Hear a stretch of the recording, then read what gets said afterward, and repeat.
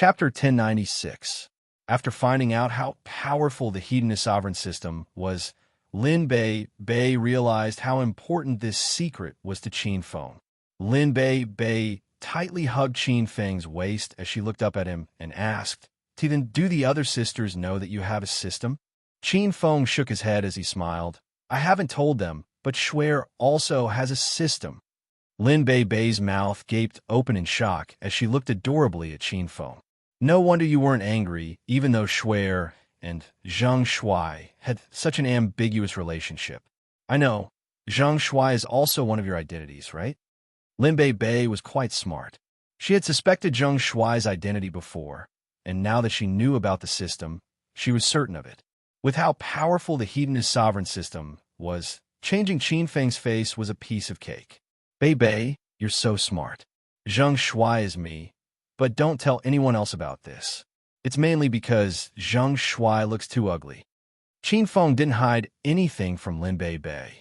Lin Bei laughed and suddenly wrapped her arms around Qin Feng's neck. She climbed onto Qin Feng and looked at him earnestly as she said, "Qin Feng, don't worry. I won't tell anyone about what you said tonight, not even Big Sister Ling Xian. Unless I die, otherwise." Before Lin Bei could finish speaking, Qin Feng covered Lin Bei's fragrant lips with his. Qin Feng was completely at ease with this woman. Back when Yuan Xiang had wanted to force himself on Lin Bei, in order to protect her chastity towards Qin Feng, Lin Bei would rather kill herself and submit. Although this woman looked weak and timid, she was incredibly strong when she was serious. The pink bed started to sway more and more violently. Lin Bei hadn't had fun with Qin Feng in a long time, so she did her best to cooperate with him. "Qin Feng, the window's gone. Won't the sisters hear us and come in?" Lin Bei held back her cries. She was still too shy. With a thought from Qin Feng, the two of them suddenly turned into a ray of pink light and disappeared from Lin Bei's room. "Ah, Qin Feng, are we flying?" Lin Bei couldn't help but cry out. Just a second ago, she had been lying on the bed with Qin Feng, and now the outline of Hero City was under their feet and the howling wind was by their ears. Qin Feng stood on his flying sword and hugged Lin Bei. He said forcefully, "No one can see us now. You're not shy anymore, right?" Translator, Endless Fantasy Translation Editor, Endless Fantasy Translation Translator, Endless Fantasy Translation Editor, Endless Fantasy Translation Translator, Endless Fantasy Translation Editor, Endless Fantasy Translation Translator, Endless Fantasy Translation Editor, Endless Fantasy Translation Translator, Endless Fantasy Translation Editor, Endless Fantasy Translation. It was Qin Feng's first time stepping on a cosmic flying sword of battle. This kind of battle was very exciting, but also consumed a lot of qi. The two of them fought until the latter half of the night, and Qin Feng carried Lin Bei back to the room. Lin Bei had been exhausted for a long time, and she fell asleep peacefully in Qin Feng's arms. Qin Feng, on the other hand, was not sleepy at all. He had planned to unlock the interface of star technology for a long time. Since he was free tonight, he spent 500,000 hedonist points and successfully unlocked the interface of star technology. Ding! Congratulations, host Qin Feng, for spending 500,000 hedonist points to unlock the star technology interface. Host Qin Feng points, 339,000 hedonist points. Ding! Congratulations, host Qin Feng, for spending more than 1 million hedonist points and leveling up to rank 7 hedonist mortal. The system rewards host Qin Feng with a hero lucky draw ticket, and the hidden interface, Immortal Island, has appeared. Qin Feng had obtained the Hedonist Sovereign System less than a year ago, and he had spent a total of 1 million hedonist points. This shocked Qin Feng. However, the system's character leveling up was too slow. Qin Feng was only a rank 7 hedonist mortal. He didn't even dare to think about obtaining the system's secret for free when he reached rank 9 supremacy. "Little pig, what is the interface of Immortal Island?" Qin Feng asked. "Master, the Immortal Island is a very, very powerful interface. It's even more powerful than the interface of star technology. As for the functions and effects of the Immortal Island, I can't tell you for now," Little Pig said. Qin Feng was amazed. The interface of star technology was already powerful enough, and now there was another interface that was even more powerful. The longer Qin Feng owned the hedonist sovereign system, the more he felt the power of the system. Where did such a powerful system come from? Qin Feng couldn't help but worry about the harm the system would bring to Earth. If the system's secret was leaked, there would be a destructive war. Where was the person who created the system? If it appeared on Earth, the consequences would be unimaginable. Little pig, how many hedonist points does it cost to open the immortal island? Master, it costs 2 million hedonist points, Qin Feng exclaimed. 2 million hedonist points? This price was a bit too high. Even the interface of star technology could be opened for 500,000 hedonist points. Little pig could read Qin Feng's mind and continue to say, Master, the hedonist sovereign system is very precise with the location of each item and interface. Since it's priced at 2 million hedonist points, the effects of opening the immortal island will definitely be worth it. So, according to you, the immortal island is just like its name, and there are immortals living on it? Qin Feng's curiosity was piqued. He saw a kite serpent lightning hovering above Little Pig's head. Little Pig scowled and looked at Qin Feng with an expression that said, You know what I mean. Qin Feng was speechless and didn't ask Little Pig any further. However, Qin Feng's mind was full of thoughts, and he thought of many possibilities regarding the immortal island. Qin Feng still felt that there were immortals living on the immortal island. China had developed for more than 5,000 years. If there were people cultivating since ancient times, and those people were still alive, wouldn't they be real immortals? The most powerful people Qin Feng had come into contact with were at the True Qi stage. True Qi stage was only a spiritual master and extended their lifespan by more than 10 years. However, they hadn't reached the stage where they could live beyond the mortal world. Qin Feng, didn't you sleep last night? Qin Feng thought about this for an entire night and was pulled back to reality by Lin Bei's voice. Qin Feng still didn't understand what kind of powerful realm the immortal island was. He could only wait until he had accumulated 2 million hedonist points and unlocked it. Then, the truth would be revealed. Qin Feng said he would take Lin Bei and Zhao Lingxian to the Acropolis University today. After everyone finished eating early in the morning, Qin Feng drove the two girls to the university. The three of them hadn't been to the Acropolis University for a long time. As they stood at the school gate and looked at the glittering words Acropolis University, the three of them felt quite emotional. Back then, Qin Feng was dissolute and unrestrained at the university, but he couldn't subdue Zhao Lingxian and Lin Bei. Now that Qin Feng stood at the gate with his arms around the two campus beauties, he immediately attracted a lot of attention. Holy shit, that's young Master Qin. I haven't seen him in a long time, and he actually subdued Zhao Lingxian and Lin Bei. In this world, who's the best at picking up girls? Your elder only admires young Master Qin. AI. These two goddesses were originally quite pure, but in the end, they were tempted by money and power. They actually put down their pride and served Qin Feng together. The world is so cold. It really is young Master Qin. Let's hide. Right now, Acropolis City is young Master Qin's world, and he calls the shots in the capital. There were many rich kids studying at Acropolis City University. These people had all heard of Qin Feng's legendary deeds in the past half a year or so. They were usually arrogant and unrestrained at school, but now that they saw Qin Feng, they ran away like mice that had seen a cat. Qin Feng was very famous at Acropolis City University. Even though he hadn't been to school in half a year, there were still many students who came to see him. Lin Bei and Zhao Lingxian were both legendary figures at the university. These two campus beauties hadn't come to class for a long time, and the losers at the university missed them greatly. Bei, you're really back. I missed you so much. A few girls ran over to Lin Bei and grabbed her hand as they cheered. Lin Bei was also very happy to see her good friends and went to chat with them. Zhao Lingxian was famous at school for being an ice goddess. Because she was cold, arrogant, and noble, she didn't have many friends, so she quietly held Qin Feng's arm and stood to the side. Qin Feng, I'm going to walk around with my sisters. I'll come find you guys in a bit. Lin Bei said to Qin Feng and went to play with her sisters. Qin Feng hugged Zhao Lingxian as they walked through the Acropolis City University. Many students talked about the two of them, but Qin Feng and Zhao Lingxian just smiled and walked away. Acropolis City University hadn't changed.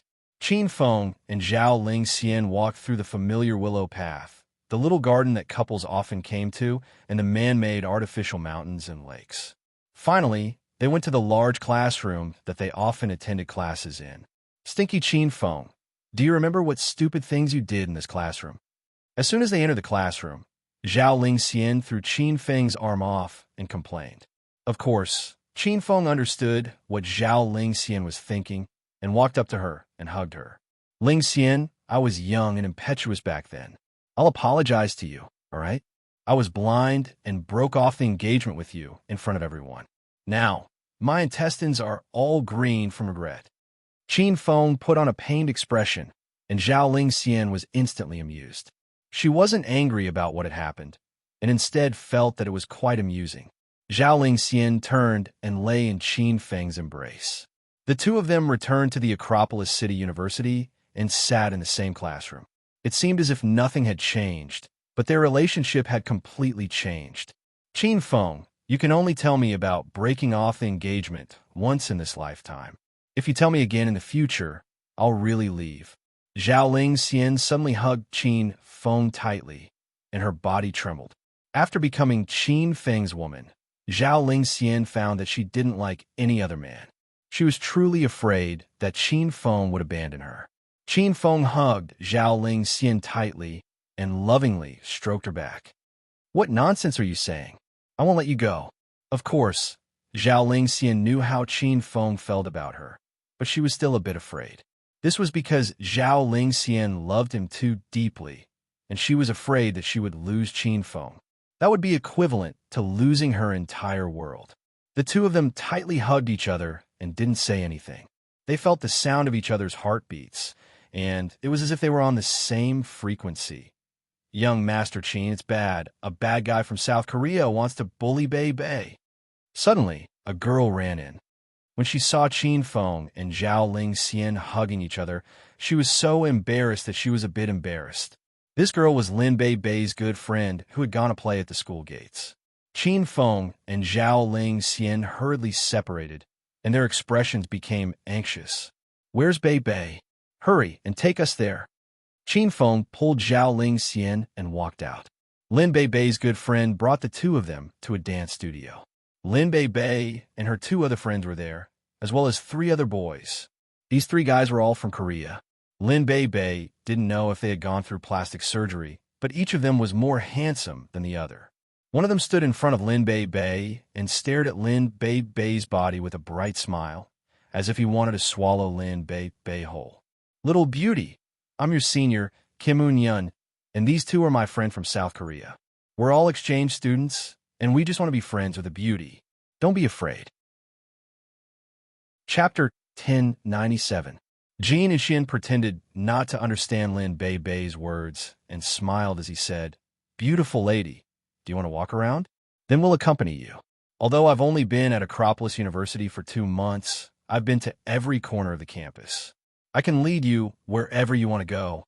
Jin and Xin clearly wanted to flirt with Lin Bei, and Lin Bei's pretty face became a bit unhappy. Ever since she started following Qin Feng, she wouldn't take the initiative to speak to other men. Sorry, I have to go. Lin Bei pulled her 2 sisters and was about to leave, but Jin and Xin stepped forward and blocked the 3 women's path. Fortunately, Lin Bei had cultivated and reacted in time. Otherwise, she would have crashed into Jin and Xian's embrace. What do you want? Get out of my way. Lin Bei was furious. She looked up and saw Qin Feng walking in, and her worried heart immediately calmed down. Qin Feng, I'm here. Lin Bei waved her hand, and Qin Feng walked over with Zhao Lingxian. When Jin and Xian and the others saw Qin Feng, they all frowned. They had only been at Acropolis University for 2 months and had no idea who Qin Feng was. Bei, are you all right? Qin Feng walked to Lin Bei's side and pulled her into his embrace. Lin Bei felt wronged as she shook her head and pouted as she said, "I'm fine, let's go." "Oi, what's wrong with you, man? Why are you hugging two beauties? You're humiliating these two beauties. Let them go." Qin Feng hadn't even caused trouble for Jin and Xian, and this guy was already yelling at Qin Feng. Jin and Xian and his two companions were incredibly depressed. Zhao Ling Xian and Lin Bei were both great beauties, and the three of them saw that Qin Feng was hugging two beauties in each of his arms. What's more, these two beauties didn't seem to mind. "Oh, who are you? Why do you care about my business?" Qin Feng smiled as he looked at Jin and Xian. Jin and Xian wanted to drive a wedge between them and make the two beauties leave Qin Feng. He even felt that he was much more handsome than Qin Feng. If Qin Feng could conquer these two beauties, then Jin and Xian felt that he could as well. "I don't care about your business, but you've embarrassed us men. As a man, you should learn to be loyal to your partner. As soon as I see you, I have to stop you."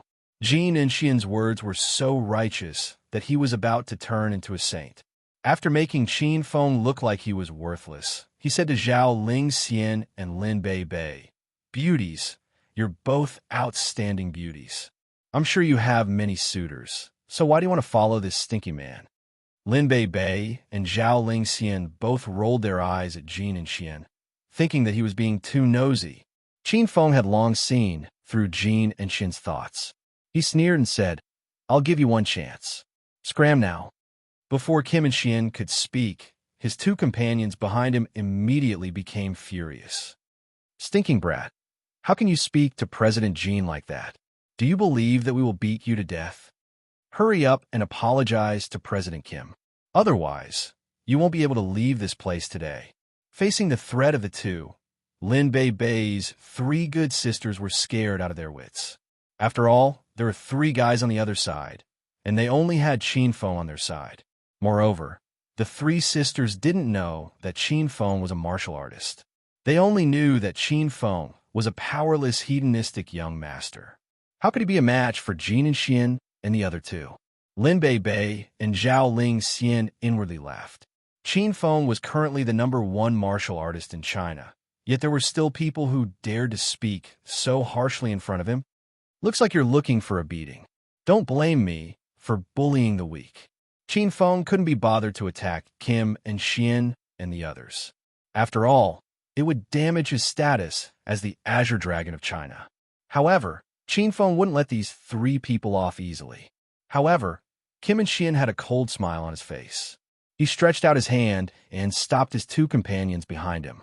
He stepped forward and said, "I, Kim and Xian, am enough to deal with scum like you. I'm the president of the Acropolis University's Taekwondo Club. I'll fight you with only one hand." After hearing Kim and Xian's words, Lin Bei and Zhao Ling Xian laughed so hard that tears almost came out of their eyes. However, Lin Bei's three friends were so scared that their faces paled. So Kim and Xian was the president of the Taekwondo Club. His skills must be incredible. Qin Feng was going to lose today. "There's no need to fight me. You don't have the right. I suggest that the three of you come at me together. Otherwise, you won't be able to fight me." Qin Feng calmly looked at Kim and Xian.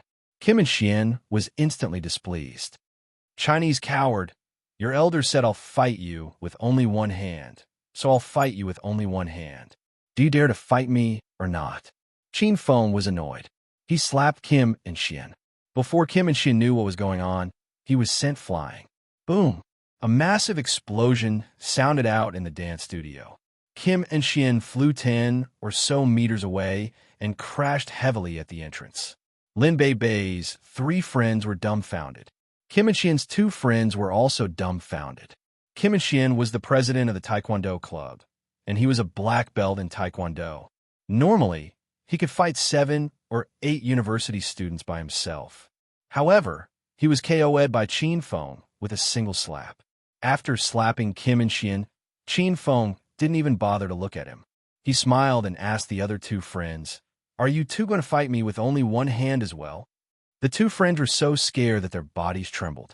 How would they dare to fight Qin Feng? In all their lives, this was the first time they'd seen someone send a young man flying 10 or so meters away with a single slap.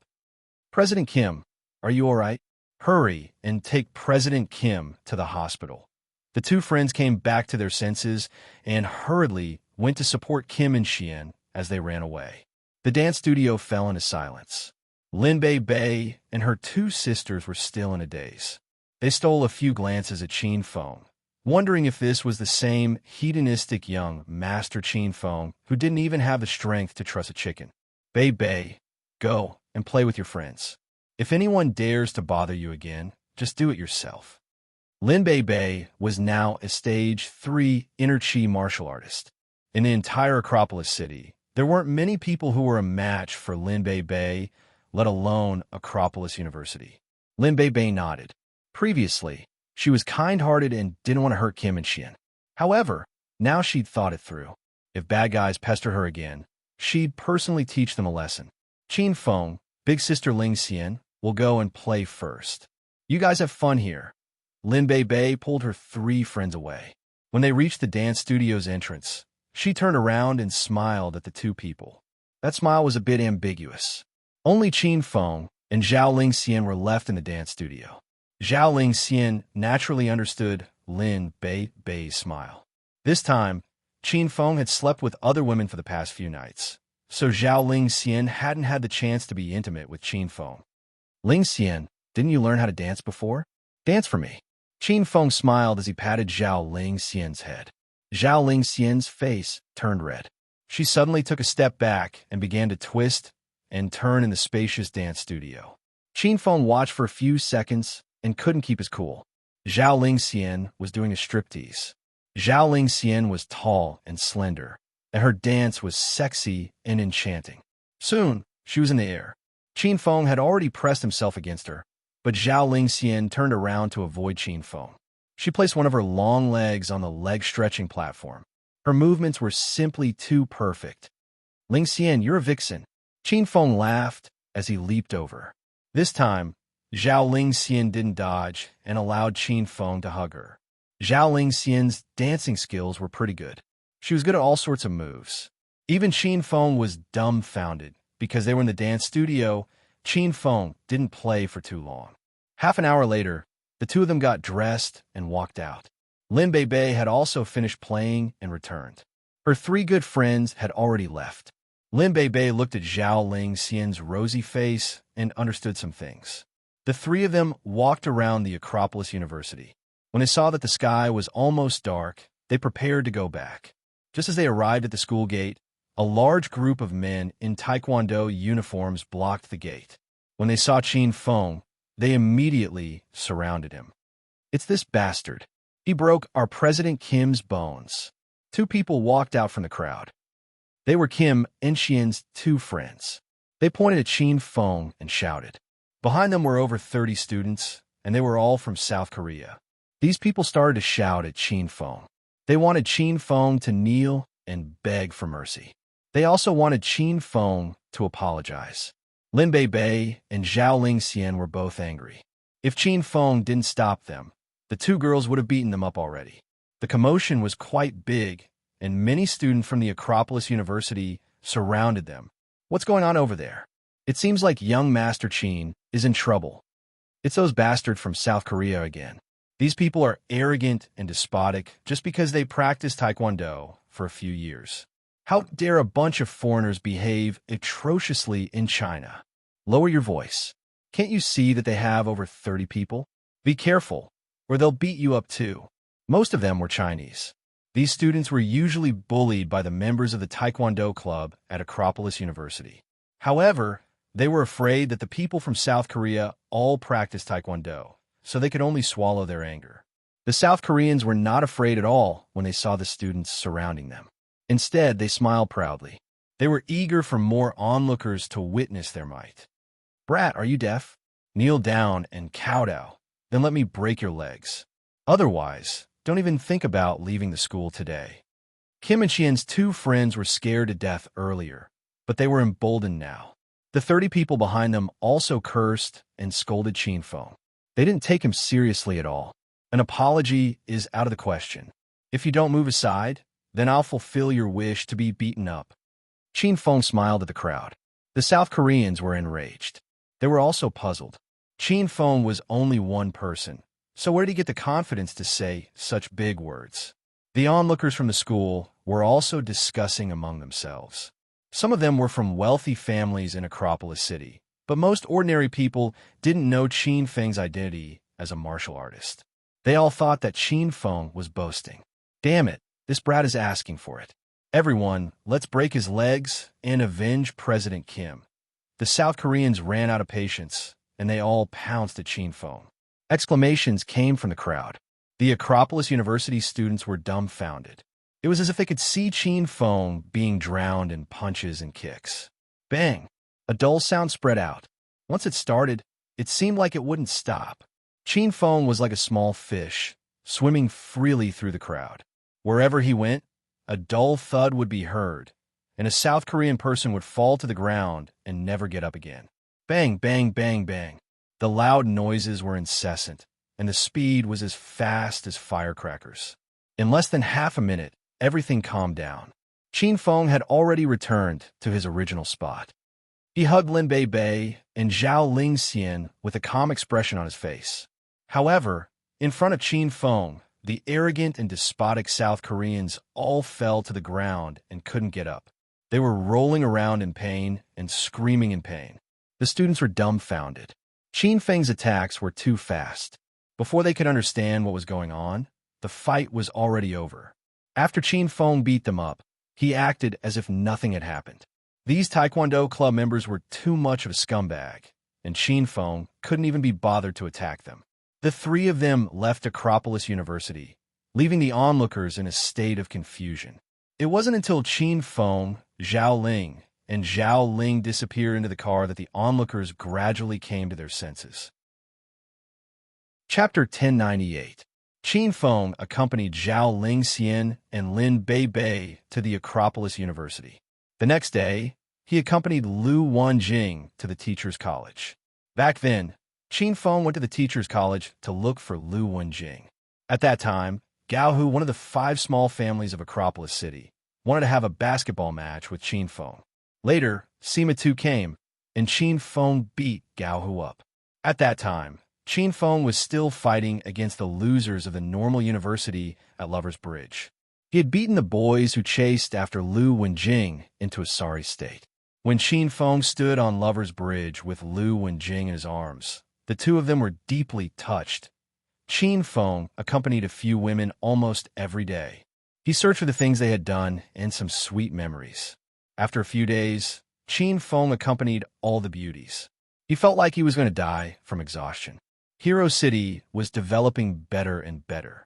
Ever since Qin Yi joined Hero City, he had been working diligently for Lu Jie.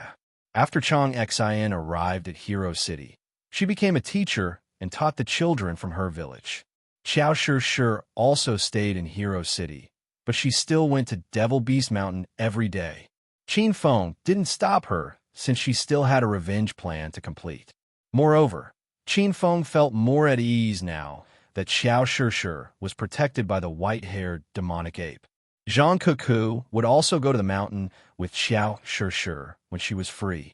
However, Zhang Kuku's purpose was to hunt and release the energy in her body. After staying in Hero City for a week, Qin Feng suddenly received news from the Outer Wulin. Qin Feng returned triumphantly after winning the title of the Martial Arts League Master. However, the Outer Wulin didn't hold an official Martial Arts League Master Ascension ceremony for Qin Feng. In fact, there were some problems with the Stellar Gate. The Martial Art Alliance Master was supposed to hold the coronation ceremony that day, but Ling Daozi and the 2 great elders who had gone to the Stellar Gate had disappeared. Even the Vice Gate Master Ling Tianhai had disappeared. Since the Starlight Sect had no one to host the Martial Arts League Master Ascension ceremony, it was canceled immediately. After the people from the Starlight Sect returned, they waited for a week and still didn't see Ling Daozi and the others. Under the pressure from the hidden sects, the matter couldn't be delayed any longer. The Starlight Sect sent a message to Qin Feng to the Starlight Sect to hold the Martial Arts League Master Ascension ceremony as soon as possible. After Qin Feng received the message, he decided to go to the Outer Wulin. However, Qin Feng was not in a hurry. The Starlight Sect told him to hurry up, so he had to go. Wouldn't he become a follower of the star sect? Qin Feng had to deal with the things at hand first. It would be more appropriate to let the people from the Starlight sect wait for him. The last time Qin Feng left, he had set up a small spirit gathering formation. The effect of the spirit gathering formation was very obvious.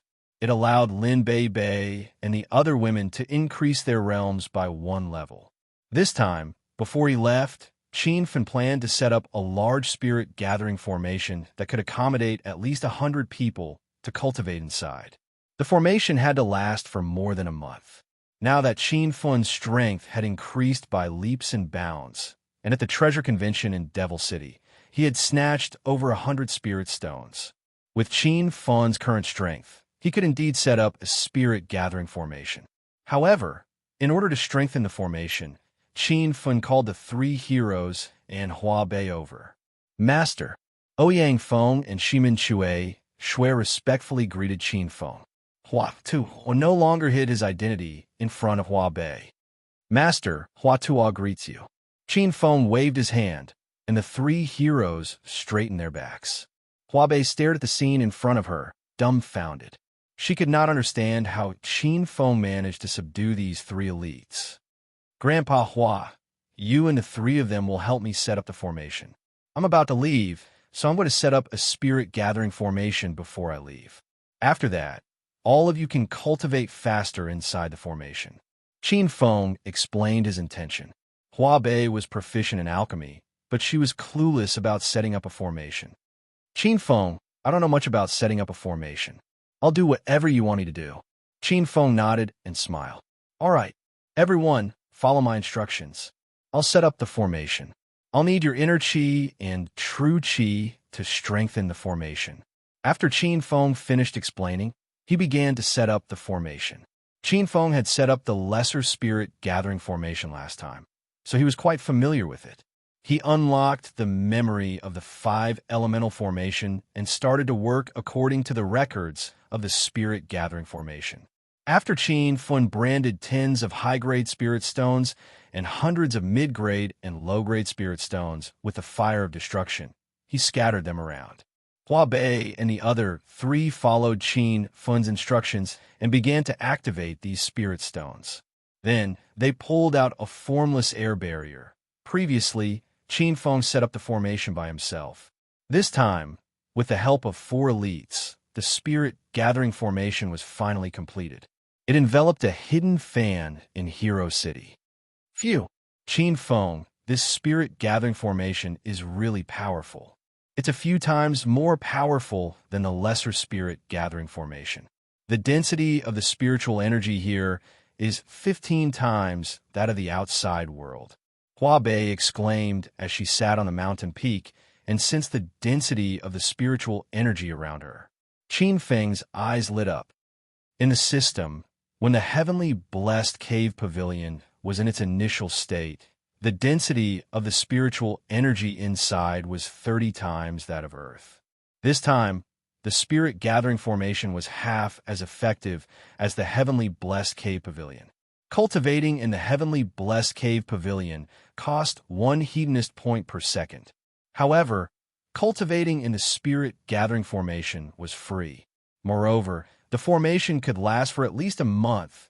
Qin Feng stood on the mountain peak where the spirit gathering formation was set up. He looked down at the buildings of Hero City. The mountain peak was surrounded by clouds and mist. It was as majestic as Mount Godly Dragon. It looked like a celestial mountain. As soon as the spirit gathering formation was set up, Zhao Ling Xian and the other women sensed the density of the spiritual energy and rushed over. Qin Feng, the spiritual energy here is so dense. Zhao Ling Xian's eyes were filled with stars. Chang Xian was a martial artist who had just reached stage 1 inner qi. She felt like her body was going to explode as soon as she entered the spirit gathering formation. Without saying a word, she sat cross-legged in the formation and started to cultivate. Ren Xiao Yao and Hua Yan also started to cultivate. The 2 women were the most powerful, so they needed more spiritual energy. Su Qiuyu and Su Xiatian ran to Qin Feng's side and sat down. Su Qiuyu sat down and started to cultivate while Su Xiatian played with Qin Feng and cultivated. Hua Baiyi and the three heroes also sat cross-legged in the plains on the mountain peak and started to cultivate. Ouyang Feng and the other two heroes could cultivate on their own. However, Earth's magnetic field greatly restricted their own magnetic field. Before this, they couldn't cultivate on Earth. However, after Qin Feng set up the Spirit Gathering Formation, the density of the spiritual energy in the formation changed the magnetic field of Hero City. The magnetic field in the vicinity started to match Earth's magnetic field from hundreds of years ago, fulfilling the three heroes' cultivation needs. More and more people gathered in the Spirit Gathering Array. Everyone sat together and focused on breaking through.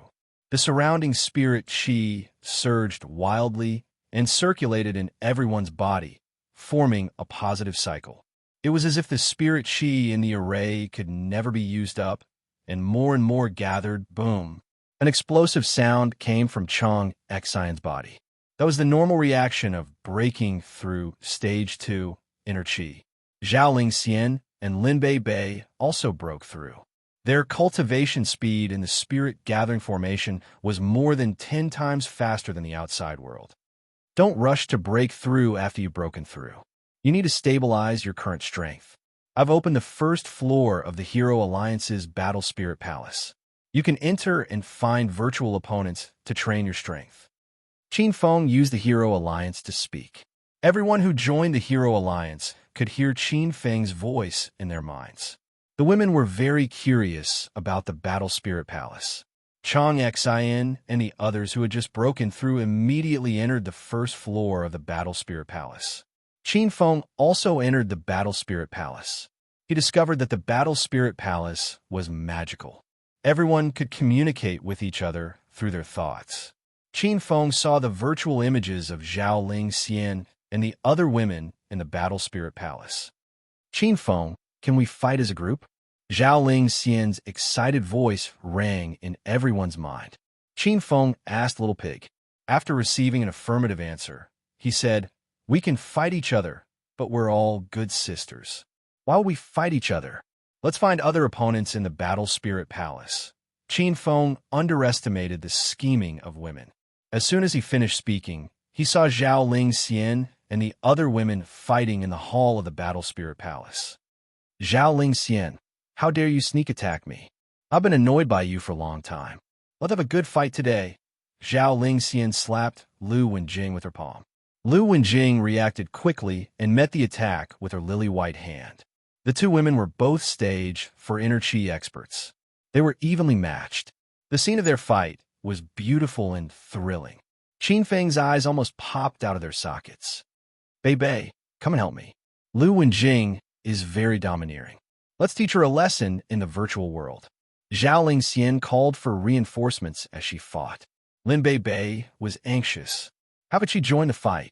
She even tried to persuade the two to reconcile. Lingxian, big sister Qing is here to help you. Bai Qing ran in excitedly after discovering that people could fight in the Battle Spirit Palace. She immediately teamed up with Zhao Lingxian to attack Lu Wenjing. Lu Wenjing couldn't take it anymore, but a petite figure appeared. Lu Xiaojia pouted and ran in. You two bullied my big sister. Xiaojia will take revenge for her. Lu Xiaojia was still young and had only broken through to Stage 2 inner chi. Zhao Lingxian and Bai Qing didn't really fight with Lu Xiaojia. Although the Battle Spirit Palace was a virtual world, the two women were kind-hearted people and treated Lu Xiaojia like a little sister. Slap! A blood-red whip came from a void. This whip was extremely powerful and immediately split the two fighting parties apart. Huayan jumped out with a smile and looked down on the crowd. All of you step aside. In terms of realm, I'm the highest among the women. You have to listen to me from now on. Otherwise, I'll teach you a lesson in the Battle Spirit Palace every day. Huayan was overjoyed. She finally found a place to vent her anger. Usually, Huayan was alone in Hero City and didn't participate in any battles. This caused her to be at a disadvantage every time she bickered with the women. She had a belly full of resentment. Yao Yao, come and help. Zhao Lingxian shouted. Rin Xiao Yao suddenly appeared. She held the waning moon sword in one hand and wore a sexy, tight chi pao. She stood there with a calm expression like a heroine of the generation. Xiao Yao, why are you helping Zhao Ling Xian and the others? I have a good idea. Why don't you join forces with me? In the future, the consequences for Qin Feng will be the two of us. The other sisters will have to listen to us. Hua Yin tempted Ren Xiao Yao with a smile. Ren Xiao Yao was also an expert. Hua Yin's strength was comparable to hers. Ren Xiao Yao started to hesitate. As Qin Feng's servant girl, her status wasn't high. The appearance of the Battle Spirit Palace gave Ren Xiao Yao a chance to turn things around. Okay, I'll team up with Yin Yin. You have to listen to me and Yin Yin from now on.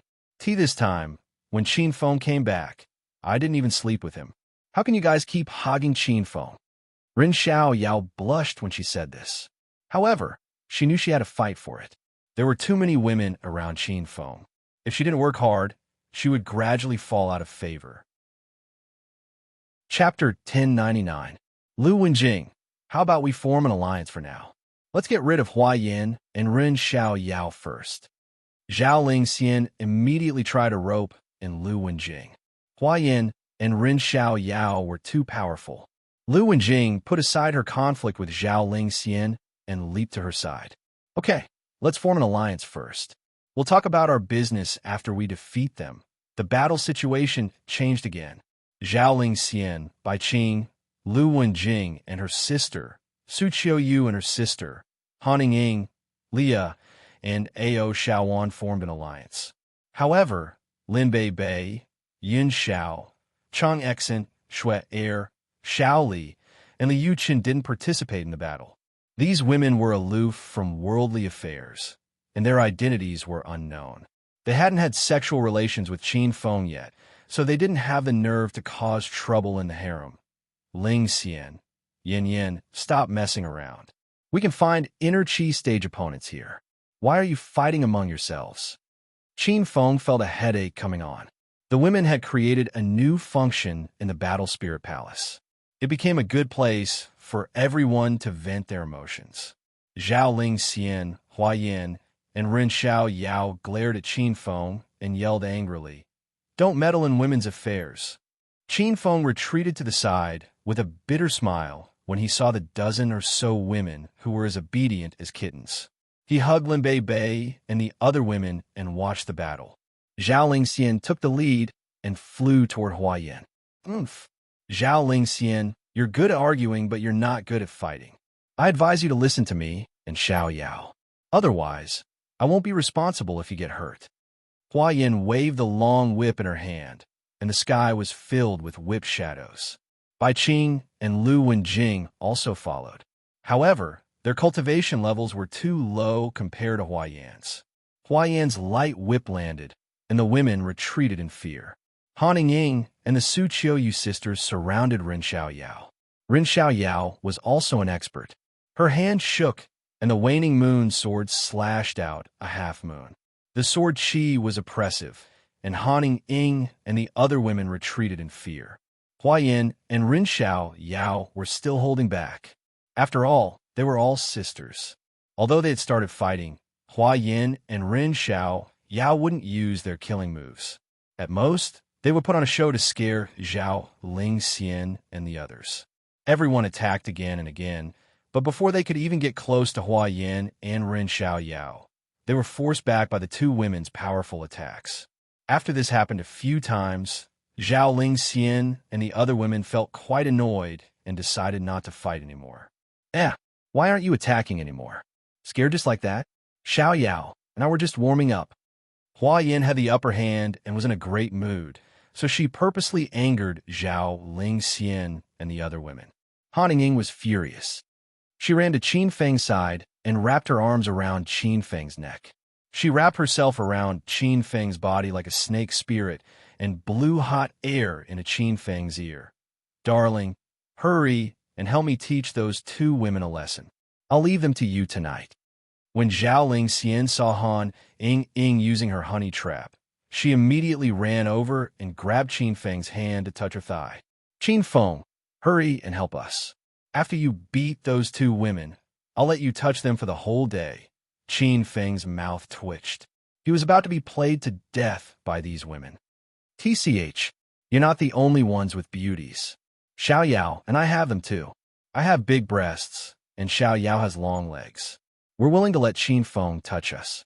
Rin Xiao Yao and Hua Yin leaped to Qin Feng's side and fought to let Qin Feng take advantage of them.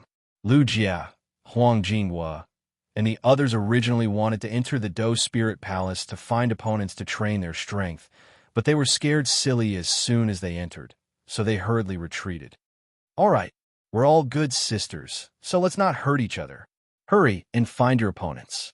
How could Qin Feng help them? It wouldn't be right no matter who he helped. After Qin Feng comforted them, the women finally calmed down. Then, they each went to a floor to choose an opponent of corresponding strength to fight. When Lu Jia and Huang Jinghua heard that the battle in the harem had subsided, they wiped the cold sweat off their foreheads and returned. They also found opponents that were suitable for their cultivation base and began to train in the Do Spirit Palace. Currently, only one floor of the Do Spirit Palace was opened, and the opponents inside were experts of the enrich stage. However, opponents of this level were not attractive to Qin Feng unless he spent 200,000 hedonist points to open the second floor. Qin Feng still had 339,000 hedonist points. After thinking about it, he gave up on the idea of opening the second floor. Not long ago, he became a rank 7 hedonist mortal, and the Immortal Island appeared. Even now, Qin Feng was still full of curiosity and yearning for the Immortal Island. He planned to save as many hedonist points as he could. When he had 2 million hedonist points, he would open the Immortal Island. Since Qin Feng had nothing to do, he went to the Do Spirit Palace to summon the 9 dragons of China. The Do Spirit Palace could summon all opponents of the enrich stage. The opponents that appeared were 100% of the original character strength. The 9 dragons of China were included in the Do Spirit Palace. Qin Feng felt quite excited to fight 9 people at once. Bang, bang, bang. Rumble. Loud noises sounded continuously in the Do Spirit Palace. More than a dozen beauties, Lu Jia, and a few men were training hard. The women were quite valiant, and they all chose Qin Feng as their opponents. Qin Feng was now at the peak of stage 9 inner chi, and he was defined by the Do Spirit Palace as an expert of the 9 inner chi stage. The Qin Feng that the women summoned had no emotions. He would easily kill the women in the Do Spirit Palace with a palm or a kick. Qin Feng, come out right now.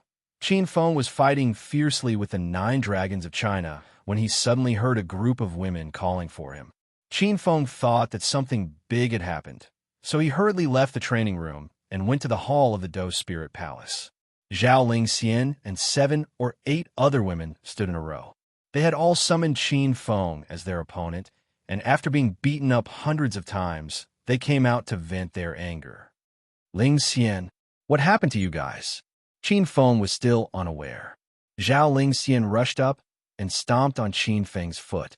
Bai Qing also came up and pinched Qin Feng's back. What do you think happened? Why can't you go easy on him? You killed him as soon as you attacked. Do you still like me? Zhao Lingxian complained unreasonably. Han Ying was also angry. Qin Feng, I won't let you sleep with me tonight, and I won't let you in the future. Seeing that the women were in an uproar, Qin Feng thought that they were fighting among themselves again. Lin Bei couldn't stand it anymore and felt sorry for Qin Feng.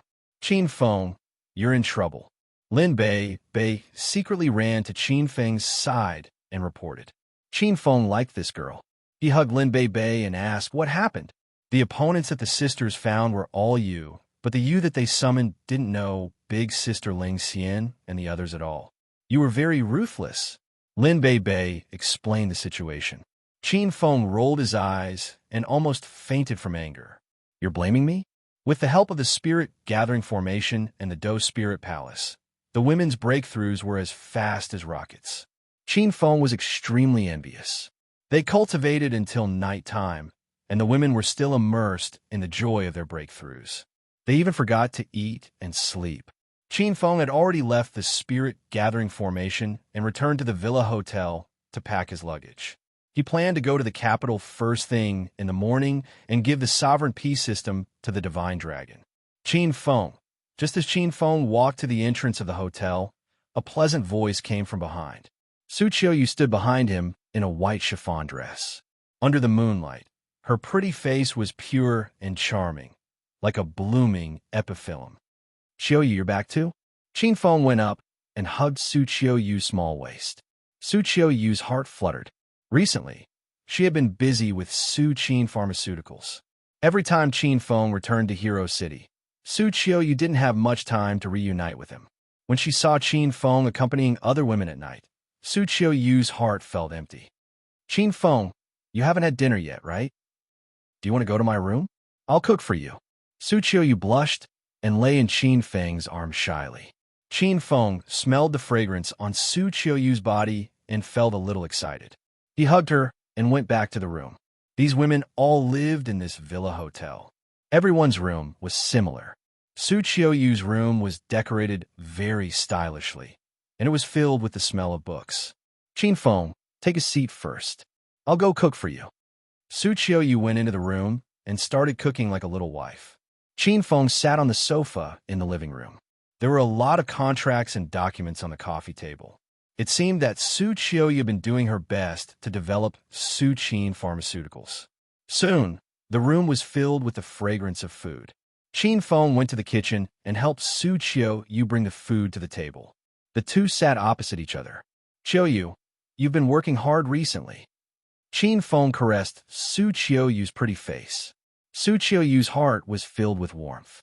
She had been working hard to develop Su Qin Pharmaceuticals by herself. It would be a lie to say that it wasn't hard. However, with Qin Feng's concern, Su Qiuyu felt that it was all worth it. Su Qiuyu was infatuated with Qin Feng eating the food she cooked. Seeing Qin Feng wolfing down the food, Su Qiuyu was very satisfied. Qin Feng had saved the entire Su family, helped the Su sisters stabilize the Su family's business, and save her grandfather, Su Haonan's life. Su Qiuyu had always kept this kindness in her heart. She was not a woman who liked to talk. She preferred to repay Qin Feng with her actions. Su Qiuyu had developed Su Qin Pharmaceuticals into the top pharmaceutical group in China. Even Saint Medic had to rely on Su Qin Pharmaceuticals to develop. Qin Feng, will you stay with me tonight? Su Qiuyu said hastily after Qin Feng finished his meal. Qin Feng looked at Su Qiuyu, whose eyes were as clear as water. He walked up to her and carried her to the big bed. Su Qiuyu felt a little nervous because she had not been pampered by Qin Feng for a long time. Qin Feng's movements were gentle and slow. It was like the first time he developed a relationship with Su Qiuyu. Su Qiuyu was immersed in Qin Feng's gentle and strong embrace. This feeling was wonderful and familiar. Ka! While the two were in the middle of their passion, the door was suddenly opened. Qin Feng and Su Qiuyu were stunned. They looked at the door and saw Su Xia Tian skipping in. Sis, where are you? Ah, sis, Qin Feng, why you? Su Xia Tian was stunned by the scene in front of her as soon as she entered the inner room. She covered her mouth to prevent herself from screaming. Su Qiuyu was embarrassed. She knew her younger sister hadn't done it with Qin Feng yet. It was embarrassing for her younger sister to see her like this. Little sister, you should go back to your room first. Qin Feng, why don't move around? Su Qiuyu was depressed. She found Qin Feng ignored her younger sister's existence and continued to attack her. Su Qiuyu resisted the urge to scream. Su Xiatian stood at the door and stared blankly. Qin Feng, don't be like this. Su Qiuyu couldn't hold it in anymore. She started to yell to vent her emotions. Her voice made Su Xiatian blush. Qin Feng didn't stop. He said to Su Xiatian, little sister Xiatian, come here. Su Qiuyu felt she was old. Her thoughts couldn't keep up with the times. Where her younger sister ran over happily, Su Qiuyu was so embarrassed that she wanted to dig a hole and hide in it. Chapter 1100. Early in the morning, Qin Feng left Hero City before the girls woke up. He was afraid that the girls would be reluctant to see him off, which would make Qin Feng sad. Xiao Li, the beauty duo, and Shui followed Qin Feng. The four of them took the earliest flight to the provincial capital and rushed to Mount God Dragon. Brother, inside Mount God Dragon, the divine dragon was practicing martial arts in the valley. When Shui saw her brother, she ran to him excitedly. The divine dragon caressed Shui's head as his eyes fell on the beauty duo. When he saw Rao Sherman and Zhang Cuckoo holding Qin Feng's arms, he immediately understood their relationship. Shui, did you suffer? The divine dragon's expression was cold. He regretted letting his sister follow Qin Feng. Qin Feng had too many women around him. Shui understood the divine dragon's concern. She hugged his arm and said with a smile, "Brother, I told you not to worry. I told you not to worry. I went to Hero City with Qin Feng. There are many sisters there, but I got along well with them. I'm also very close to Qin Feng." Shui's eyes sparkled when she talked about Qin Feng. The divine dragon sighed inwardly. He was the most powerful man in China, but his sister was with a womanizer. Moreover, his sister was dead set on following Qin Feng. He was at his wit's end. Shui, bring the beauty duo and Shao Li to Mount God Dragon. I want to talk to your brother alone, said Qin Feng. Shui ran to Qin Feng's side obediently. She hugged Qin Feng and kissed him on the lips. Then, she shyly dragged the three girls away from the valley. Qin Feng and the divine dragon were left alone, staring at each other. Qin Feng, you have too many women. You should control yourself in the future, the divine dragon couldn't help but say. Qin Feng didn't mind. He walked to the divine dragon with a smile and said, I'm not here to talk about women. I have a treasure for you. The divine dragon's expression changed slightly. Qin Feng had a lot of treasures. What kind of treasure was he going to give? Qin Feng flipped his hand, and the black wooden box containing the sovereign peace system appeared in his hand. The divine dragon became vigilant. As a true Qi stage powerhouse, he could clearly sense the violent airflow inside the black wooden box. It was as if it could destroy the entire Mount God Dragon in a split second. What's in this box? The divine dragon stared at Qin Feng and asked. Since Qin Feng's relationship with Shui had improved, his relationship with the divine dragon had improved as well. Qin Feng didn't mind the divine dragon's vigilance and suspicion. He smiled and said, Why don't you open it yourself? Qin Feng tossed the black wooden box to the divine dragon. The divine dragon was a little nervous as he held it in his hand. He hesitated for a moment, but didn't open it. He looked at Qin Feng and said, There's a strong, true Qi rippling inside. What is it? Senior Dragon God, to tell you the truth, I've already treated Shui as my woman. You're her brother. What can I do to you? Qin Feng became serious. The mystical dragon thought of how sweet Shui was with Qin Feng earlier, and he relaxed his guard. The divine dragon slowly opened the black wooden box, and thousands of rays of light shot out, so bright that the divine dragon could not open his eyes. The sovereign peace system was still in a transparent crystal ball state. There seemed to be an aura of life flowing within the crystal ball. The aura was very faint, but the vitality seemed to be extremely strong.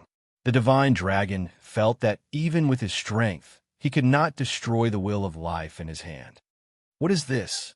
The divine dragon's expression changed drastically. He had an answer in his heart, but he dared not believe it. This is the sovereign peace system. I'm giving it to you as a betrothal gift when you marry Shui. Qin Feng said with a smile.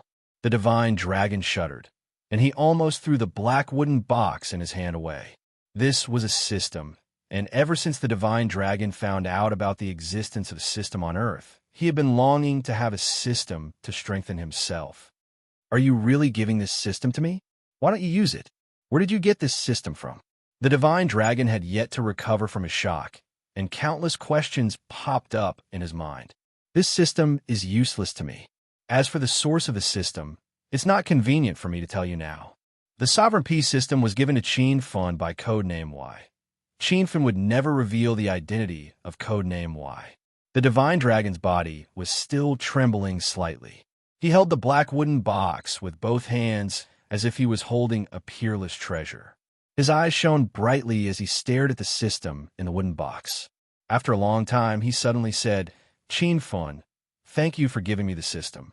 I won't say anything unnecessary. I'll be on your side from now on. This was what Qin Feng wanted. If the divine dragon joined, Qin Fun's battle team would be like a tiger that had grown wings. All right, then sit on the ground. I'll help you integrate the sovereign peace system. Qin Fun and the Divine Dragon sat down one after another. The sovereign peace system did not choose the Divine Dragon, so Qin Fun could only use the system unsealing device to integrate the system into the Divine Dragon's mind. The integration process was smooth. An hour later, the Divine Dragon slowly opened his eyes, which were twinkling like stars.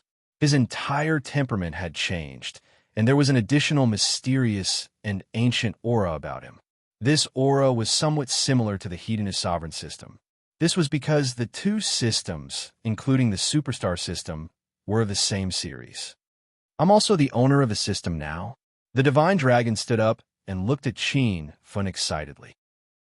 Qin Fun nodded and said, "Congratulations, Senior Divine Dragon. In the future, you must make good use of the sovereign peace system and continue to protect the peace and stability of China's secular world." A series of system notifications rang in the Divine Dragon's mind, giving out many peace-related quests. The Divine Dragon was like a curious child when it came into contact with the system for the first time. The cute and immature scene amused Qin Fun. If the Chinese martial artists saw this, their eyeballs would fall out of their sockets. After studying it for a while, the Divine Dragon completely accepted the reality of the system's existence. After owning the system, he realized that it was more powerful than he had imagined. "Senior Divine Dragon, please let me subdue your system. This way, I can find time to help you complete quests. In the future, we can also communicate telepathically across thousands of miles." The Divine Dragon was already very grateful that Qin Fun was willing to give him the sovereign peace system. He followed Qin Fun's instructions, and very quickly, the Hedonist sovereign system subdued the sovereign peace system. According to the plan discussed with Codename Y, Qin Fun had already begun to form the system's battle team. Currently, Qin Fun had 3 people in the sovereign peace system battle team. Shui was relatively weak, but Qin Fun and the Divine Dragon were both powerful people. After solving the problem of the system, the Divine Dragon hesitated for a while and suddenly said, "Qin Fun, you went to the Martial Art Alliance a few days ago, but you didn't see my master, right?" Qin Fun's actions in Kyoto naturally did not escape the Divine Dragon's eyes. Qin Fun did not hide it and said honestly, "I went to the Martial Art Alliance to look for Ling Jiuqian. Unfortunately, the internal structure of the Martial Art Alliance is very complicated. Ling Jiuqian is even more mysterious than you, so it's normal that I didn't find him." The Divine Dragon nodded slightly and continued saying, "I have a way to lure Master out." Qin Fun's eyes lit up and he asked eagerly, "What way?" "Use you to lure Master out." The Divine Dragon pointed at Qin Fun and said. Qin Fun did not quite understand. "Senior Divine Dragon, I don't quite understand what you mean." The Divine Dragon let out a long sigh. He was now completely on Qin Fun's side, but he had betrayed his master. However, since Shui was with Qin Fun, the Divine Dragon had no other choice.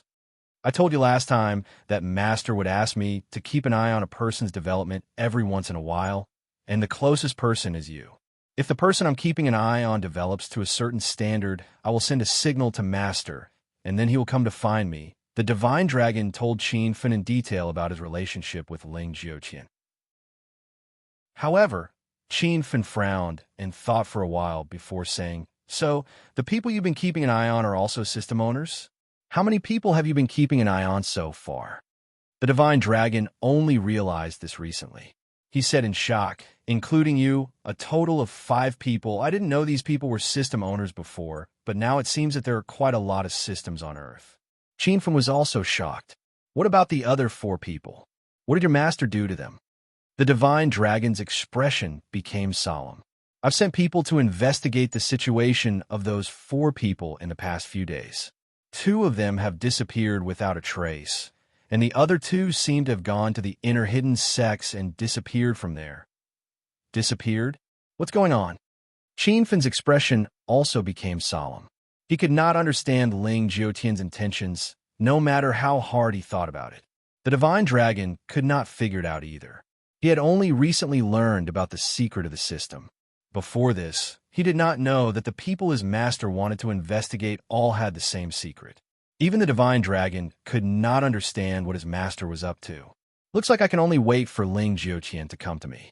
Only then can I figure out his behind-the-scenes plan. Qin Fun and the divine dragon had no other way. In the end, they came to an agreement.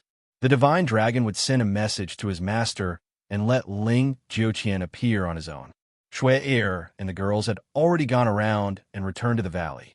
Seeing that Qin Fun and the divine dragon seemed to have become closer, Shui was indescribably happy. Brother, let's have dinner together tonight. I'm going to the United States with Qin Fun and the others tomorrow. Shui was very happy today. She ran back and forth between Qin Fun and her brother like a cheerful bird. The beauty duo and Shaoli were a little reserved in front of the divine dragon. He was the strongest person in the Huaxia secular world, an existence that had stepped into the true energy stage. It was the first time the three girls had seen the divine dragon, and there was an invisible, majestic aura surging out of him. The divine dragon invited everyone to have dinner in the valley. They lit torches and barbecued. After dinner, Qin Fun even danced and sang with the girls, making it look like a bonfire party. The divine dragon looked majestic as he sat on the top of the mountain and looked at Qin Fun and his sister. He was filled with emotions because Qin Fun's appearance had completely disrupted his life. The divine dragon did not know about the existence of the system before, but now he had become the owner of the system. He used to be an undefeated legend in the Huaxia secular world, but now he had lost to Qin Fun. The divine dragon used to listen to his master Ling Jiuqian's orders, but now he began to question his master's actions. Who dared to step into the divine dragon mountain in the past? The people who came were all opponents of the divine dragon. The divine dragon had guarded the divine dragon mountain alone for more than 20 years. He was invincible and lonely, and only he could understand that loneliness and coldness. But now the divine dragon mountain was filled with laughter. Before this, the divine dragon would never have dreamed that on such a full moon night, with a gentle breeze, he would be eating barbecue with some people in the divine dragon valley. The divine dragon actually had friends. They played until the latter half of the night. The four girls were so sleepy that they lay down in the valley and fell asleep. Qin Fun and the divine dragon sat on the top of the mountain, overlooking most of the scenery in the capital. Both of them were the strongest people in Huaxia, and they sat quietly all night without speaking. Chapter 1101. The entire martial arts world was waiting for Qin Feng to go to the coronation ceremony. However, Qin Feng and the four beauties had already arrived at the Watson Airport in the United States. Qin Feng had yet to complete the "I'm a superstar" mission, so he had to attend the Golden Deer Academy Awards and complete a few missions for Cher. Half a month ago, Qin Feng, Cher, and the beauty duo were still filming the movie Hedonist Sovereign in Watson Town. Now that they had Shaoli with them, Qin Feng and the others felt that it was fun to stand in front of the majestic Watson Town Star Hotel once again. Wow. Big brother Qin Feng, we're back. I still have to sneak into your room to help you tonight.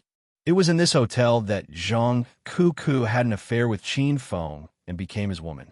Qin Feng glared at Zhang Kuku, who was acting like an idiot. Before Zhang Kuku could finish her sentence, he quickly covered her mouth and pulled her into his arms. Kiki, what nonsense did you just say? Why did you go to Qin Feng's room in the middle of the night? Rao Sherman still didn't know. Qin Feng hurriedly smiled and said, "It's nothing. It's not like you guys don't know this girl is a pervert. If she really wanted to find me at night, I wouldn't open the door even if you beat me to death." She pinched Zhang Kuku's arm and reprimanded her. "You crazy girl. When can you be more composed?" Zhang Kuku's eyes lit up. "You're such a crazy girl." Zhang Kuku felt so wrong that tears almost rolled down her cheeks. She wanted to say something, but Qin Feng blocked her mouth. With this girl around, Qin Feng and the others never felt bored during their journey. After fooling around at the entrance for a while, Qin Feng brought the four beauties into the hotel. Wow, she must be a Chinese celebrity, right? Chinese women are so tender. The four of them are all top-grade girls. They can't be a group, right? If I can get all the girls in this group, I'm willing to shoot 2 less shows this year. Director Zhang, look over there. Should we develop those 4 girls? Give them a female lead, and they'll be able to sleep with you in minutes. Only celebrities from various countries could stay in the Watson Hotel, and they also had to have some fame. In Star Hotel, handsome men and beautiful women were as common as clouds. However, when Rao Sherman and the other 3 women entered the lobby, they stood out like cranes among chickens and instantly attracted the gazes of dozens of men. Am I seeing things? Isn't that the superstar Snow? Ouch. The pretty girls are here too. Just as Qin Feng and the others arrived at the bar in the lobby, a man in a blue suit walked up to them with a smile. He had the face of a celebrity, was handsome and tall, and was followed by a man and a woman. They seemed to be his secretary and bodyguards. Song Xiaohu, it's you. Yuki Air and the beautiful girl duo greeted the man when they saw him. Song Xiaohu was a famous martial arts star in China. Coupled with his good looks, he often acted in police films and mythological dramas. These 2 dramas were the most popular 2-step dramas at the moment, and Song Xiaohu's fame rose along with it. The 3 beauties are also here to participate in the Oscar Golden Deer Awards, right? Oh, right, the pretty girl group is doing great this year. You've successfully switched to the film industry. The movie Hedonist Sovereign that you filmed some time ago was a box office hit. Congratulations. Song Xiaohu's words and actions were very gentlemanly. Rao Sherman said politely, "Thank you. Mr. Song has also acted in several popular movies this year. Congratulations." Actually, Rao Sherman and the other 2 girls were not familiar with Song Xiaohu. They were just in the entertainment industry together, so they more or less had some contact with each other. Usually, they would greet each other out of courtesy. They thought Song Xiaohu would leave after greeting them, but he looked at Xiao Li and said with a smile, "Huh? Is this beauty a nouveau riche in the entertainment industry? Why haven't I seen her before?" "Mr. Song, this is our good sister. She's not in the entertainment industry," Rao Sherman explained. "I see. This beauty's appearance, figure, and temperament are all in line with the standard of a first-rate actress. It's a pity that she doesn't act." "Oh, Sherman and Kiki, are you going to switch to the film industry?" "I happen to have a few movies in my hands, but I haven't decided on the female lead yet. Do you want me to recommend you to the director?" Song Xiaohu smiled. His eyes kept switching back and forth between Rao Sherman and the other 2 girls until he was dazzled. Xiao Li exuded some yin-shi. She had long felt that Song Xiaohu was annoying. Rao Sherman, on the other hand, was cultured and refined. She declined and said, "No need. If there's nothing else, we'll go and get a room." Rao Sherman didn't want to talk to Song Xiaohu, but she had a good reason to refuse. Qin Feng had been getting a room at the bar. He walked over and said, "There are quite a lot of people attending the Golden Deer Awards this time. All the rooms are gone, and there's only one standard room left. It's a bit crowded with so many of us. The 5 of us are staying in one standard room? It's indeed a bit crowded," Shui'er said with a pout.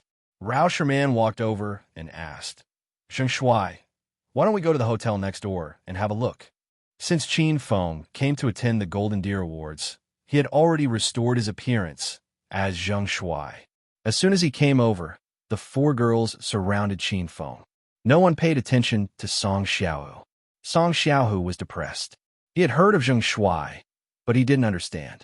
Zheng Shuai was only a rising star in the film industry. He only had 1 film, and he was so ugly. Why did Rao Sherman and the other girls hang out with him? Isn't this Zheng Shuai? You're here too? Song Xiaohu suddenly walked over. He obviously hated Qin Feng, but he put on a smile on his face. Who is he? Qin Feng didn't know Song Xiaohu. Zheng Shuai. He's Song Xiaohu, a martial arts star in China's film industry. Rao Sherman hurriedly introduced him. Qin Feng wasn't interested in Song Xiaohu. What martial arts star? Qin Feng could kill him with one hand. I'll call someone for help. I heard this Star Hotel is the best hotel in the area. I can't let you guys stay in a bad place. Qin Feng thought of Director Henry and Director Tom of Can Film Group. Rao Sherman and the other girls nodded. Actually, they didn't care which hotel they stayed in. As long as they could stay with Qin Feng, it was fine. Yo, I say, aren't you being a little too arrogant? Didn't you just shoot a big movie with a decent box office? You didn't even greet me when you saw me? Hee hee. You brat, you're not suitable to work in the entertainment industry. Qin Feng had just taken out his phone when he heard Song Xiaohu's strange voice. Song Xiaohu was very dissatisfied with Qin Feng. In his opinion, Qin Feng was only a junior who had just started out. So what if he had a successful movie? With Song Xiaohu's many years of connections in China's film industry, he was confident he could ban Qin Feng with one phone call. Are you sick? If you're sick, go to the hospital for treatment. Qin Feng looked at Song Xiaohu with disdain. Song Xiaohu glared, and his nose was crooked from anger. With his current position in China's film industry, even the pretty girls in Cher didn't dare to offend him. Yet, a small star like Zheng Shuai didn't care about him. How could Song Xiaohu not be angry? Fuck, do you know how to talk? Are you trying to cause trouble? Song Xiaohu's expression was cold. Qin Feng's call went through. He didn't even bother to look at Song Xiaohu. He went to the side and talked for a while before coming back. Song Xiaohu's lungs were about to explode. When he saw Qin Feng coming back, he sneered, This is Star Hotel in Watson, America. Do you think it's China? You want to call and find connections? Who doesn't have connections in Star Hotel? If you can get a room, I'll change my surname to yours. Song Xiaohu's words were not boasting. This Star Hotel was a gathering of superstars. Everyone wanted to stay in the presidential suite or VIP room. When they found out the Golden Deer Award ceremony was in a few days, superstars from various countries started to book rooms half a month in advance. Song Xiaohu booked the VIP room he had 20 days in advance. Qin Feng ignored Song Xiaohu. He called Director Tom earlier, and Tom said he would come over immediately. The room definitely wouldn't be a problem. Rao Sherman and the other three women were infuriated by Song Xiaohu provoking Qin Feng for no reason. The four of them surrounded Qin Feng and ignored Song Xiaohu. Beauty Sherman, don't wait any longer. How can that brat get a room? You and Shui are both famous celebrities, so how can you stay in a standard room? I've booked a VIP suite. Why don't you Kiki and Shui all stay in my room? Song Xiaohu talked nonsense for a long time and finally revealed his fox's tail. He wanted to hit on Rao Sherman and the others. Hey, don't you think you're so annoying? Can't you see we don't want to talk to you? Hurry up and leave, or else big brother Zheng Shuai will teach you a lesson. Zhang Kuku had a bad temper. She scolded Song Xiaohu without hesitation. Song Xiaohu was stunned. He didn't expect a small celebrity like Zhang Kuku would dare to get mad at him. Ahem, Zhang Kuku, you better think before you speak. Otherwise, your path as a superstar will only get narrower and narrower. Song Xiaohu threatened Zhang Kuku. Zhang Kuku was not afraid at all. She glared at Song Xiaohu and said, You big fly, I'll smack you if you don't leave. Zhang Kuku's body contained the gene of an ancient giant beast. Even Qin Feng was afraid of her when she was angry. However, Song Xiaohu was oblivious to Rao Sherman's reaction. He stood there arrogantly and said, Sherman, you're much more rational than Zhang Kuku. You better educate Zhang Kuku. Otherwise, it'll affect your future. Song Xiaohu thought Rao Sherman could be suppressed. This woman was more considerate than Zhang Kuku. However, what surprised Song Xiaohu was that Rao Sherman, who had been elegant and gentle before, now had a stern expression on her face. Kiki, and I don't need you to meddle in other people's business, right? Just leave. We'll deal with the house ourselves. Song Xiaohu was stunned. He thought that there was something wrong with his ears. Today was really strange. Did this group of new celebrities grow their wings and grow strong? Good, very good. All of you better remember this. I would like to see if you can still get a new scenario in the future. Song Xiaohu looked as if he had shed all pretense of cordiality.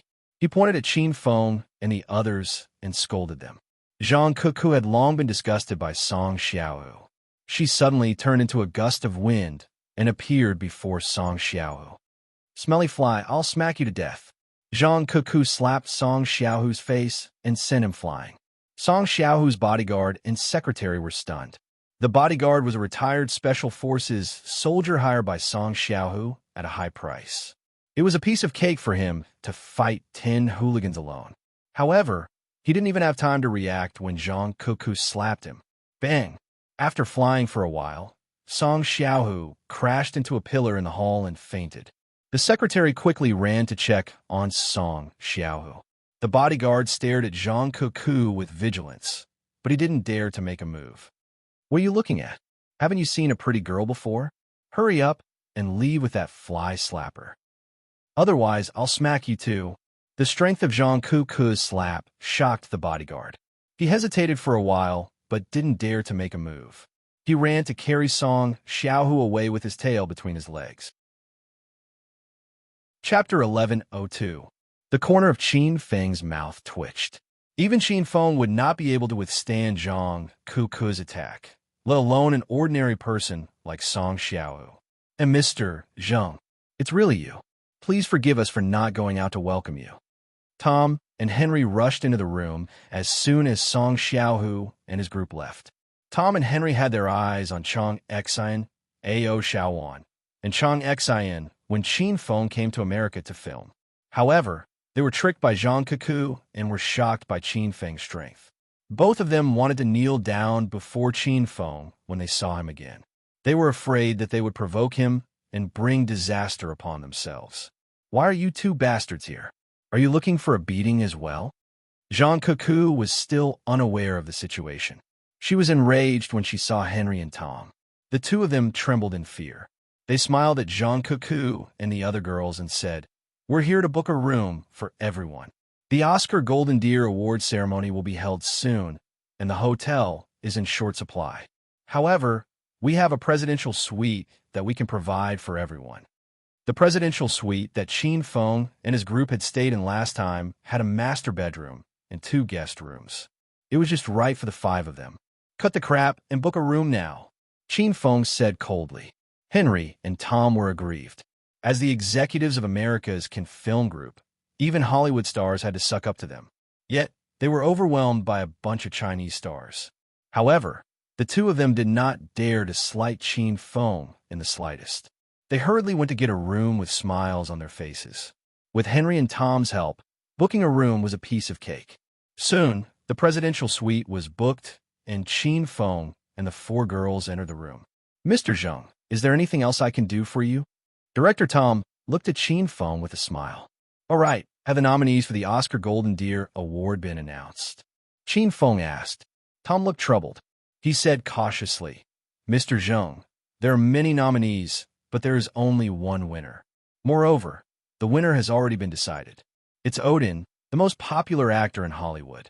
Qin Feng had already guessed that there was an inside story to this award ceremony, so he did not have much of a reaction. "Go and disqualify Odin. Let me win the Golden Deer Oscar," Qin Feng said firmly. This was the system's mission. Qin Feng would not back down. Tom and Henry looked troubled.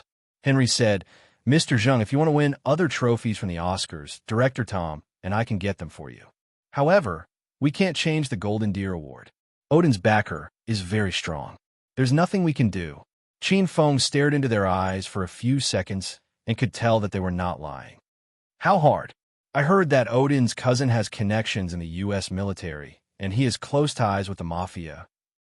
We can't afford to offend him," Tom said bitterly. "Is there really nothing you can do? There's really no other way.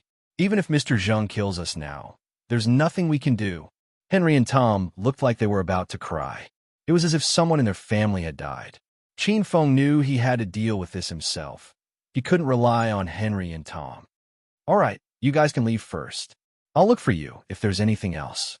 Henry and Tom left the presidential suite. When they reached the lobby on the first floor, they both let out a long sigh of relief. "Io, isn't this Director Henry and Director Tom? I didn't expect to see the two of you here.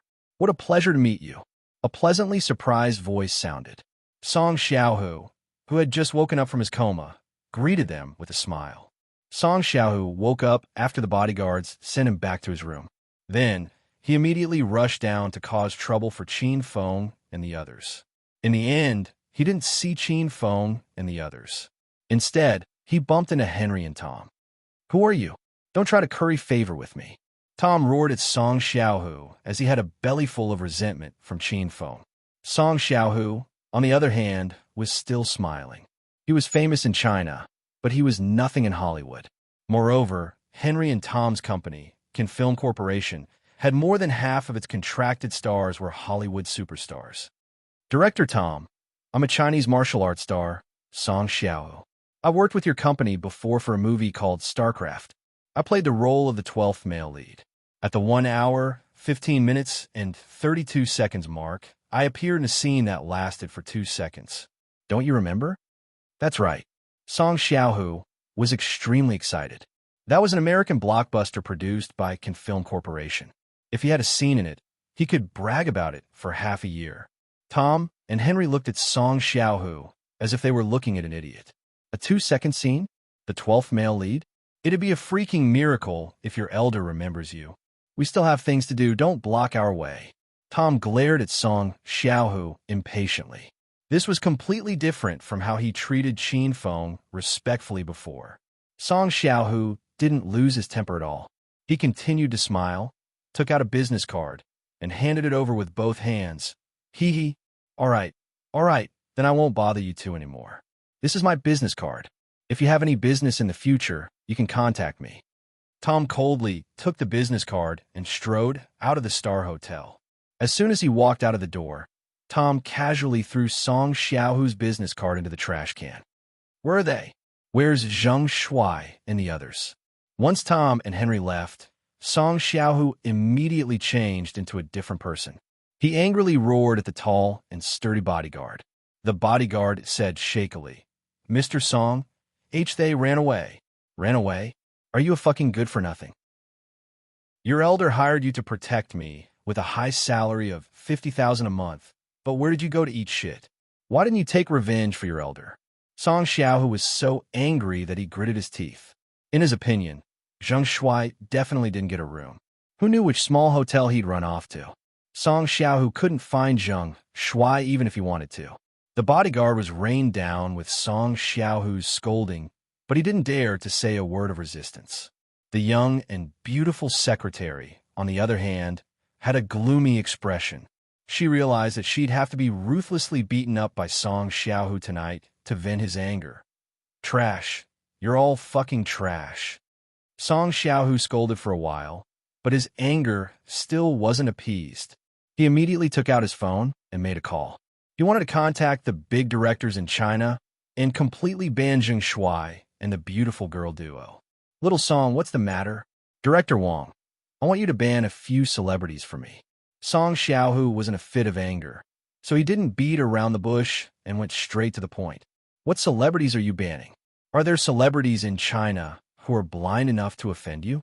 They should be newcomers, right? Director Wong said lightly. They're not really newcomers. It's Zheng Shuai and the beautiful girl duo. Oh yes, and that Cher. Director Wong, help me ban these 4 people. Huh? Director Wong? Say something? Hello. Song Xiaohu was halfway through the call when the other side suddenly went silent. After a while, the call was directly hung up. Song Xiaohu thought that the signal was bad because he was in the United States, so he called Director Wong again, but the phone was notified that the other party's phone had been turned off. Fuck. Could it be that Director Wong's phone ran out of battery? Damn, I'll find someone else. I'll definitely kill Zheng Shuai and those bastards. Song Xiaohu dialed a new number and went out. Director Lee, it's me, Song Xiaohu. Little Song, aren't you going to the United States to attend the Oscar Film Festival award ceremony? What's going on? Director Lee, help me ban a few people. Zheng Shuai, oh damn. Little Song, I'm still busy. Find someone else. Director Liu, help me ban a few people. They're all newcomers in the industry. Zheng Shuai and the beautiful girl duo. After that, I promise to help your company make a movie. Fuck. Song Xiaohu, are you crazy? Don't blame me for not reminding you that there are 4 people in the entertainment industry that you absolutely cannot provoke. Those 4 people are the people you want to ban. I still have something to do, so I'll hang up first. In 10 minutes, Song Xiaohu made no less than 20 phone calls. These people were on good terms with Song Xiaohu before. and they even asked about each other's well-being. But as soon as Song Xiaohu mentioned that he wanted to ban Zheng Shuai and the others, they either hung up or found an excuse to hang up. Song Xiaohu was suddenly puzzled. What happened to Zheng Shuai and the others? Weren't they all newcomers in the film and television industry? Why didn't I hear that they had any powerful backers? Song Xiaohu couldn't figure it out, but the person who answered Song Xiaohu's call was almost scared to death. Just a few days ago, the two most influential film and television companies in the provincial capital in Hong Kong, Star Media and House of Millions Media, simultaneously promoted Zheng Shuai's blockbuster movie, Hedonist Sovereign. The two companies even announced to the entire entertainment industry that Zheng Shuai and the beautiful girl duo would be under their protection, and anyone who dared to offend them would be offending the two companies. As for Cher, her scandal with Zheng Shuai was still spreading like wildfire. Therefore, the people in the industry with a bit of foresight did not dare to offend Cher. Song Xiaohu was not aware of these things because he happened to come to the U.S. a few days ago, so the news did not spread that fast. Qin Feng did not know that Song Xiaohu wanted to suppress him. He did not care about a clown like Song Xiaohu at all. The presidential suite was very spacious. The environment inside was elegant and luxurious. It had a living room, gym, recreation room, and so on. Little Lee, you and Cher will sleep in the same room tonight. Cuckoo and Sure Man will sleep together. I'll sleep alone. Qin Feng had already arranged the accommodation. The four women had no objection. Zhang Cuckoo smirked and ran to Qin Feng and whispered to him, "Big brother Qin Feng, don't bother to lock the door at night. I'll look for you in the middle of the night." Zhang Cuckoo pinched Qin Feng's thigh after she finished her words. Qin Feng almost pushed this little vixen down. It was almost night, and everyone was a little tired after a day of traveling. The four women returned to their respective rooms to rest, but Qin Feng was full of energy. He began to plan for the Oscar Golden Deer. "Mr. Zheng, is there anything else I can do for you?" Qin Feng called Tom. "Send me Odin's photo and help me find his current location. All right, help me nominate the winner of the Golden Phoenix Oscar. I want the Chinese movie star, Cher, to win the award." Qin Feng remembered that Cher's star system had a mission to win the Golden Phoenix Oscar. Qin Feng decided to complete the mission together. Tom did not hesitate this time. He immediately said, Okay, we can use our connections to get the Golden Phoenix Award. Odin should be staying in the Star Hotel. I'll ask the hotel staff to check his room number." Qin Feng hung up the phone. Not long after, Tom called. "Mr. Zheng, I've found Odin. He's staying in room 8886 on the same floor as you. A waiter saw him go to the restaurant on the third floor. He must have gone for dinner. Okay, I got it. You guys can go and settle the Golden Phoenix Award." Qin Feng hung up the phone and looked at the time. It was time for dinner. Rauscher Man and the other three women had Chinese food on the plane, so they must be hungry now. Chapter 11:03. The four women went back to their rooms and changed their clothes. Each of them was more beautiful and sexy than the other. Rauscher Man wore a black evening gown, which made her look more elegant and noble. Zhang Cuckoo changed into denim overalls, a white t-shirt, and colorful socks. She jumped into Qin Feng's arms as soon as she came out. Xiao Li, on the other hand, was still in her white dress. As a ghost cultivator, she did not really care about her appearance. Cher changed into a red Chong Sam, which showed off her perfect identity. After the four women were dressed, Qin Feng brought them to the restaurant on the third floor. Tom had sent Odin's photo to Qin Feng. Qin Feng walked into the restaurant on the third floor, looked around, and saw Odin sitting at a table under a floor-to-ceiling window. There was another person sitting under the window. It was Song Xiaohu, who was knocked out by Zhang Cuckoo not long ago. "Big brother Odin, I'm so happy to see you. What movie have you taken recently? Is there a role for an underling? I'm the best at playing the role of an underling." Song Xiaohu knew Odin, but they were just fair-weather friends. Song Xiaohu did not stay idle since he was at the Star Hotel. Celebrities and famous directors could be seen everywhere in the hotel. Song Xiaohu had been wandering around the hotel for the whole day. Whenever he met a big shot, he would have to suck up to them. Odin said indifferently while eating his steak, I've taken on a Hollywood movie recently. The role of the underling has already been taken by someone else. You're late. Song Xiaohu was a little disappointed. Then he laughed and said, hee hee, Big Brother Odin, if you don't have an underling, you could be an underling's underling. There are many young models and actresses from China attending the Oscar Film Festival. I can introduce them to you, Big Brother. Odin's knife and fork stopped, and he suddenly looked up at Song Xiaohu. Do you have anything of the highest quality? Why do all the young models you introduced look the same? Do you have any beauties who haven't gone through plastic surgery? I'm not interested if they're of the same level as before. Song Xiaohu had introduced a few Chinese actresses to Odin and tried to matchmake them. That was how he got to know Odin, a Hollywood superstar. Song Xiaohu pondered for a while. Most of the Chinese actresses who attended the Oscar Film Festival were of the same level as before. Most of them had gone through plastic surgery, and most of them had gone through plastic surgery in the same place. Holy shit. Zheng Shuai, Zhang Kuku, you two are hiding here. I was just looking for you. Are you trying to run away after beating me up? Just wait for me to call the police and arrest you. Song Xiaohu suddenly jumped up. He saw Qin Feng and the four women walking over. Odin was very dissatisfied with Song Xiaohu's reaction. He frowned and turned to look. Odin's eyes lit up, and he didn't even notice that the knife and fork in his hand had fallen to the ground. Song Xiaohu, do you know those women? Are they all Chinese celebrities?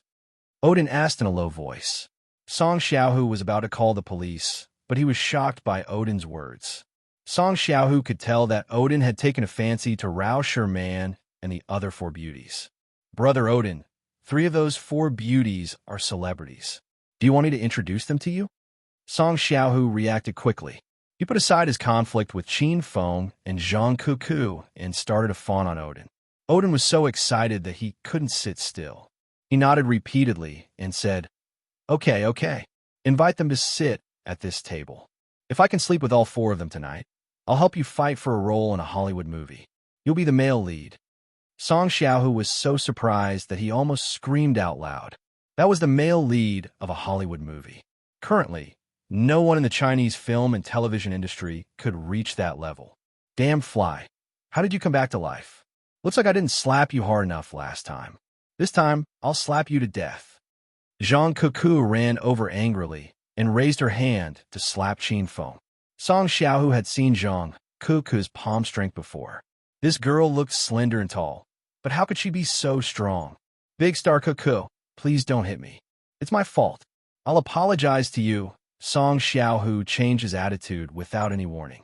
He was really shameless in order to become famous. Kuku, don't mess around.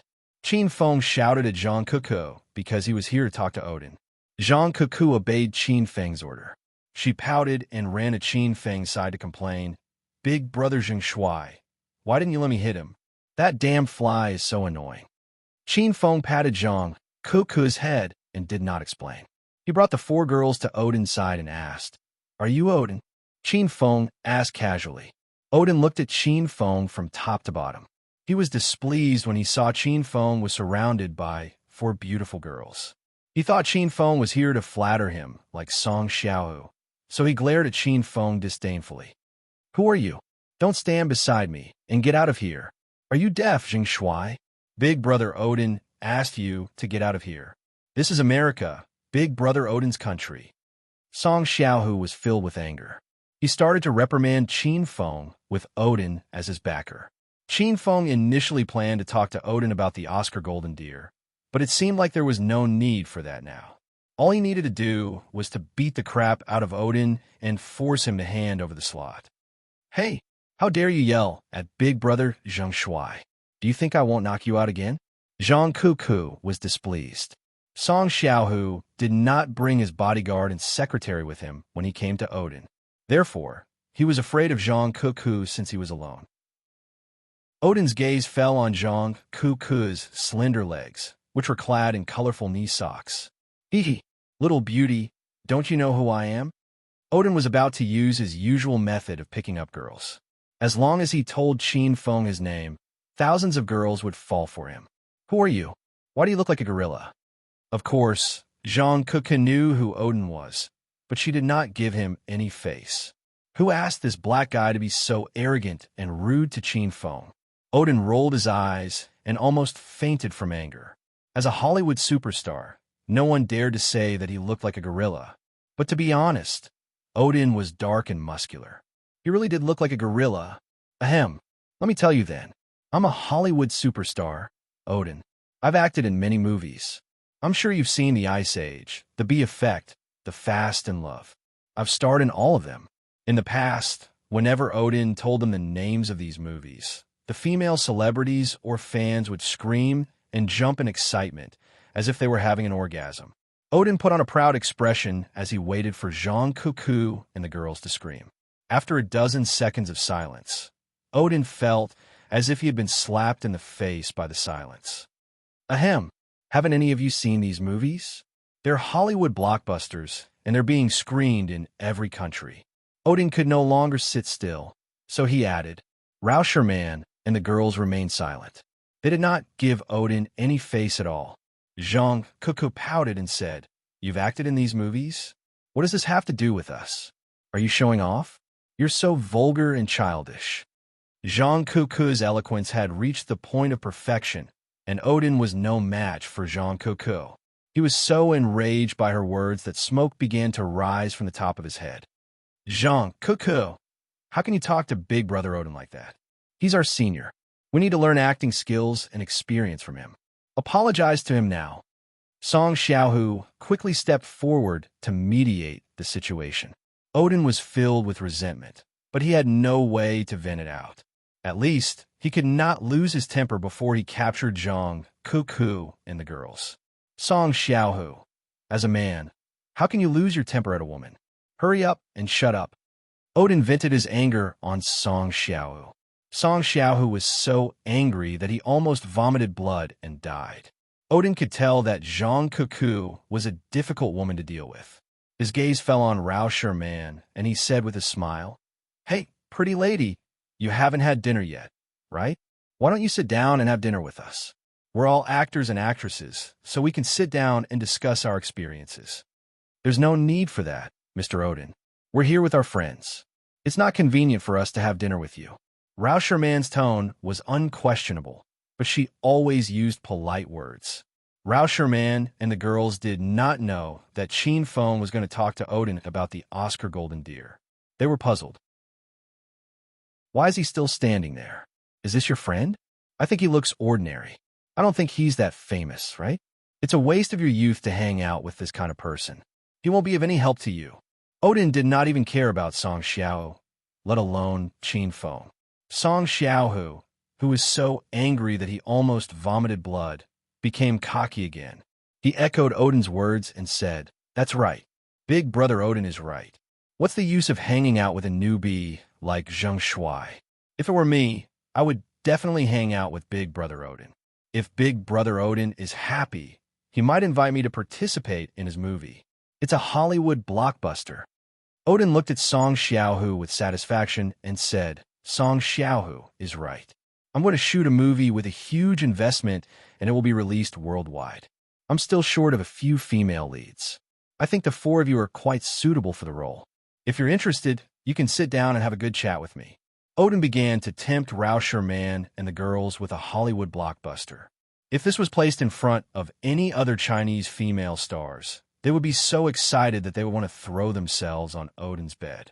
Unfortunately, Rauscherman and the girls were an exception. They did not care about Hollywood blockbusters. Song Xiaohu was so excited that he wished he could change his appearance and personality right now. He would be happy if he could get Odin to play the female lead in his movie. Is there something wrong with you, gorilla? Do you want us to act with you? Our identities are very honorable. Okay? Stop daydreaming. Odin's pretense was blown away by Zhang Cuckoo's words. In the past, everyone fawned on Odin and took pride in acting with Odin. Now, Zhang Cuckoo was unhappy because she despised Odin. How can you say that, woman? It's your fortune that I'm willing to invite you. Don't be so shameless.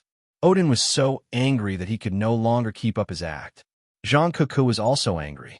She raised her hand and was about to slap Odin, but Qin Feng stopped her. Odin, right? I heard you're the winner of the Oscar Golden Deer. I want you to give up your position to me. Qin Feng pulled Zhang Kuku into his arms and looked at Odin domineeringly. Odin and Song Xiaohu were stunned. They looked at Qin Feng in disbelief as if they had seen a ghost. How dare you, a Chinese rising star, talk to a Hollywood superstar in such a tone? Are you out of your mind? Chapter 1104. Odin's face was ashen. He didn't know Qin Feng well. He looked at Song Xiaohu and asked, Who is this brat? Does he have any backing in China? Song Xiao looked at Qin Feng with disdain and said, Big brother Odin, this brat is just a new actor in China. He only starred in a movie with a little fame. How dare he be so arrogant in America? Big brother Odin, you don't have to care about him at all. You can do whatever you want. Song Xiaohu started to provoke the relationship between Qin Feng and Odin. He couldn't wait for Odin to beat Zhang Shuai up. Odin was emboldened. He held his head high and roared at Qin Feng. Brat, I'll give you one last chance. Get out of my sight, or I'll teach you a lesson. Song Xiao suddenly thought of something and quickly added, All right, big brother Odin, this brat didn't get a room just now. He's not a guest of Star Hotel. Let's call the security guards and kick him out. Odin's eyes lit up. He immediately waved at the security guards. Superstar Odin, is there anything we can do for you? Odin was very famous in America. The two security guards who rushed over knew him. They smiled and fawned on Odin. What kind of work are you guys doing? There are outsiders in the hotel. Hurry up and kick that brat out. Odin pointed at Qin Feng and yelled. The two security guards broke into a cold sweat. This Star Hotel didn't allow outsiders. If the matter got out of hand, the two security guards would be fired. Brat, how dare you sneak into Star Hotel? Hurry up and follow us out. The two security guards didn't even ask Qin Feng anything. They came up to drag Qin Feng out. However, before their hands could touch Qin Feng's body, they were already sent flying. They crashed into a nearby table and flipped it over. Rumble. This fall caused a huge commotion and immediately attracted the attention of many guests and hotel staff. The guests in the hotel were all famous celebrities from various countries. Their social status and class were very high. Many female celebrities were frightened by the fight. Mr. Odin, what's going on here? Are you hurt? The manager of the restaurant on the third floor heard the commotion and rushed over with 8 security guards. The manager knew Odin, so he went to inquire about Odin's condition. Odin was still in a daze. He didn't expect Qin Feng to fight in Star Hotel. Is this guy tired of living? Are you the manager here? Hurry up and catch that stinking brat. He's hitting people here, and he's not a resident here. After Odin saw Qin Feng's skills, he was actually somewhat afraid of Qin Feng. When he saw that the manager had brought 8 tall and burly security guards, Odin finally calmed down a little. The manager's gaze fell on Qin Feng. The Americans didn't really like Chinese celebrities. Arrest that criminal and hand him over to the police. Since he dares to cause trouble in a celebrity hotel, he must be severely punished. As soon as the manager gave the order, the 8 security guards pounced on Zhang Kuku. Before Qin Feng could make his move, Zhang Kuku could not hold it in any longer. She had the gene of a primordial giant beast in her body. Previously, she could hunt for sharks or devil beast mountain, but now she could not even find a chance to vent her anger. Bang!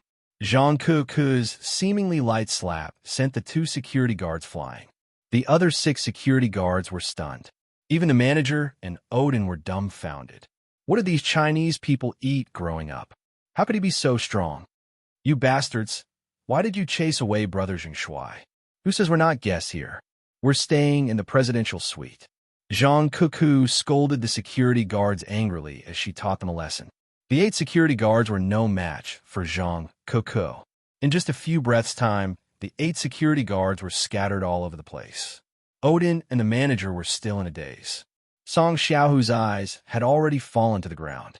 The celebrities who were eating nearby were also dumbfounded.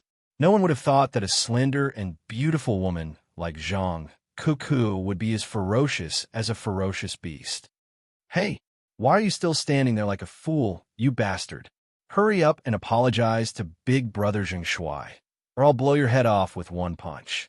Zhang Kuku shouted at the manager after she dealt with the security guards. The manager was jolted awake. He subconsciously covered his head with his hands, as he was afraid that Zhang Kuku would blow his head off. You Chinese people are crazy. I am going to call the police to arrest you." The manager was terrified and shocked. In the past, the Chinese celebrities who stayed in the Star Hotel were very meek. Even the hotel staff did not like them. However, these arrogant and despotic people completely subverted the image of Chinese celebrities. Zhang Kuku was so angry that she wanted to hit the manager again. Qin Feng stopped her and tossed the room card to the manager. "Open your eyes and take a good look. This is our room card. Who says we're not guests here?" Odin and Song Xiaohu were shocked, especially Song Xiaohu. He thought that Jing Shuai did not get a room. "Song Xiaohu, what's going on? Didn't you say that the brat didn't get a room?" Odin questioned Song Xiaohu angrily. Song Xiaohu's body started to tremble. However, he still tried his luck and said, "Big brother Odin, when Zheng Shuai got a room, there was a standard room left. I think they're squeezed into that standard room." Song Xiaohu was speechless. He thought that the five of them would not stay in the standard room. He didn't expect that the five of them would really squeeze into the standard room. He wondered what the four women were thinking. How could they be willing to squeeze into a small standard room with Zheng Shuai? Odin was relieved. There was nothing to be afraid of in a standard room. If worst comes to worst, he could just ask the hotel staff to chase Zheng Shuai away. While Odin and Song Xiaohu were daydreaming, the manager suddenly exclaimed, This is the golden card for the presidential suite? Sir, are you the guest of honor staying in the presidential suite number 8888? The manager was dumbfounded. He realized that he had offended an important person today. Those who could stay in the presidential suite of the Star Hotel were all people with high status. Odin and Song Xiaohu stared at the manager with their eyes wide open. Both of them thought there was something wrong with their ears. Zheng Shuai is staying in the presidential suite? Manager, are you mistaken? How is it possible that this brat is staying in the presidential suite? When he arrived, there were only standard rooms left in the hotel. Song Xiaohu couldn't figure it out. He had heard Zheng Shuai say that there were no more rooms left.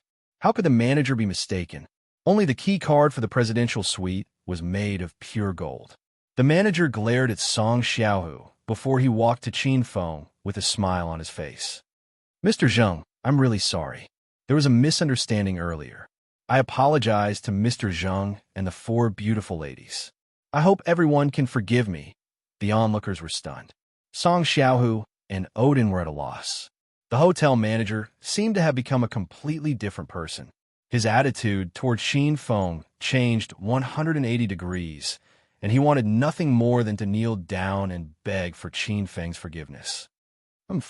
You've already offended us. Do you think you can just say that you're fine? Zhang Kuku angrily glared at the manager. She wouldn't let this matter rest so easily. The manager wiped away the cold sweat on his forehead. He looked at Zhang Kuku with a smile and said, Ma'am, please let me know if you have any request. I'll try my best to compensate you for your loss. Zhang Kuku thought for a moment and said, Go and get rid of that fly.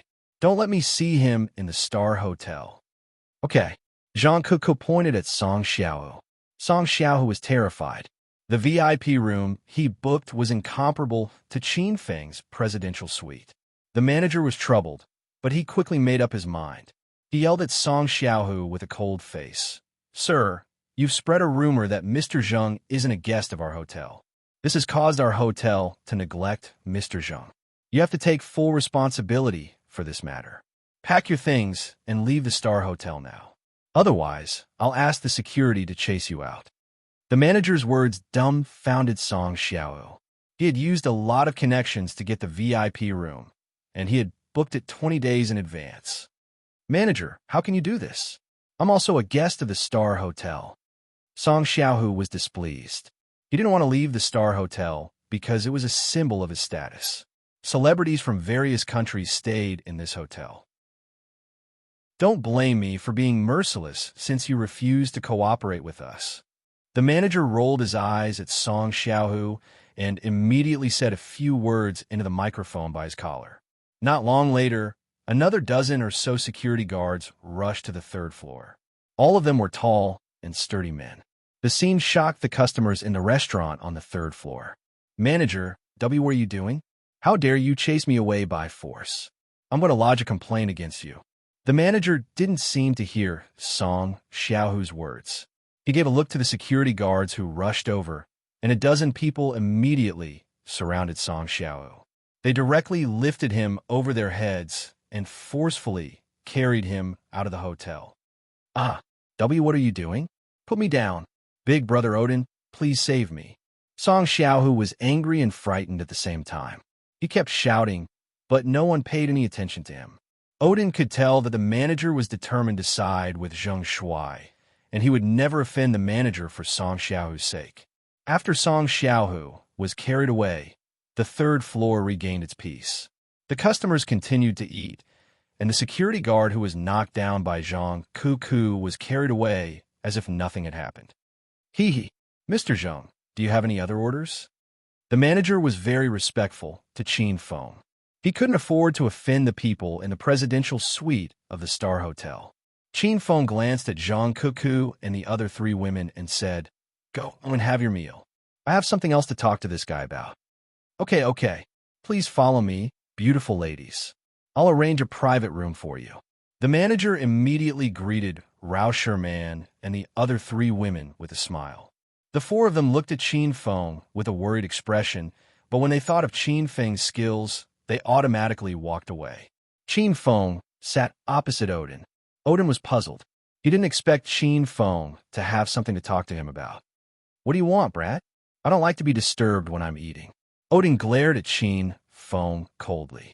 He was worried when he found out that Qin Feng was a guest in the presidential suite. "I've told you to give me the Golden Deer Oscar," Qin Feng said calmly, as if he was talking about something unimportant.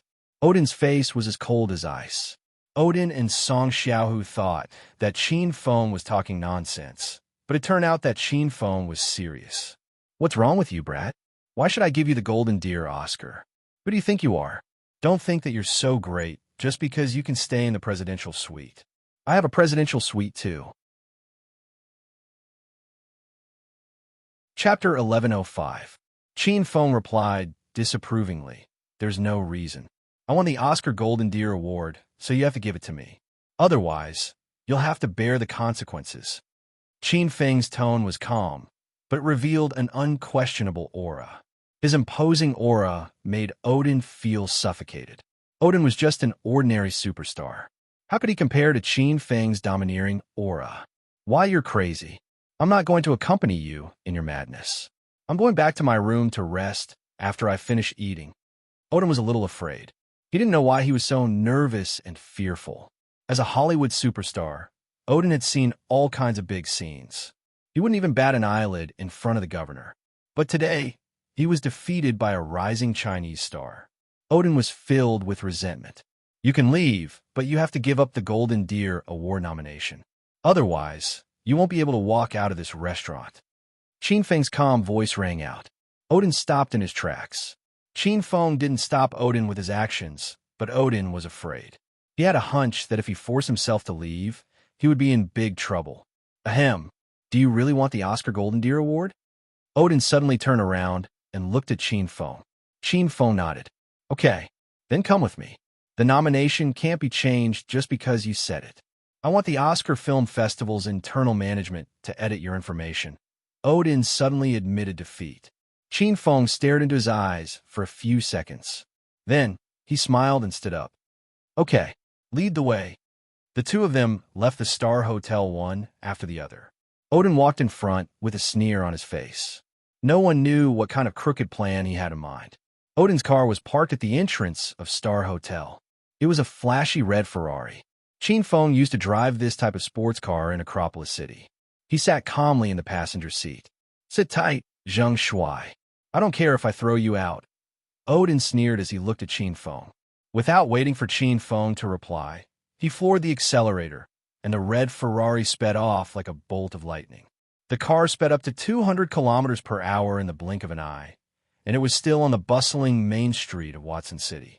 Odin's driving skills were pretty good. He maneuvered the Ferrari through the traffic, and several times, he managed to overtake other cars.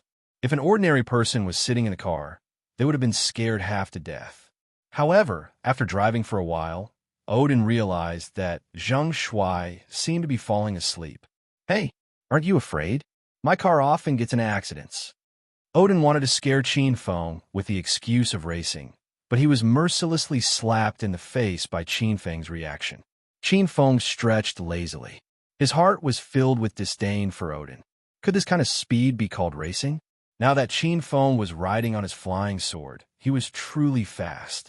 In Qin Feng's eyes, the Ferrari was as slow as a turtle crawling. Oh, are your driving skills that bad? How could there be an accident when driving so slowly? I advise you not to drive anymore. It's embarrassing. Qin Feng curled his lips and said. Odin was so angry that he almost vomited blood. He floored the brakes, and the red Ferrari drifted beautifully and stopped in the middle of the road. Fuck, you're really good at bragging. I'm impressed. Since you said you're so good, why don't you drive? I don't believe you can make this car fly. Odin was enraged. He jumped out of the car and ran to the passenger seat. Qin Feng said calmly, Are you sure you want me to drive? Don't you cry later. Odin rolled his eyes. He almost charged at Qin Feng and said, Do you think I'll cry? Huh, this is the funniest joke I've heard this year. I'm not afraid to tell you that I'm the backup racer for America's F1 team. No one can surpass my driving skills in America's entertainment industry. Odin thought Qin Feng would shut up immediately after he revealed his ability. However, Qin Feng said nonchalantly, Then I can only say that no one in America's entertainment industry knows how to drive. How sad. Fuck. Odin was so agitated that he cursed. He was completely enraged by Qin Feng. He stood outside the passenger seat and urged Qin Feng, Brat, hurry up and drive. Let me see how capable you Chinese celebrities are. Don't tell me you've never driven a Ferrari before. Do you want Big Brother to teach you how to start it?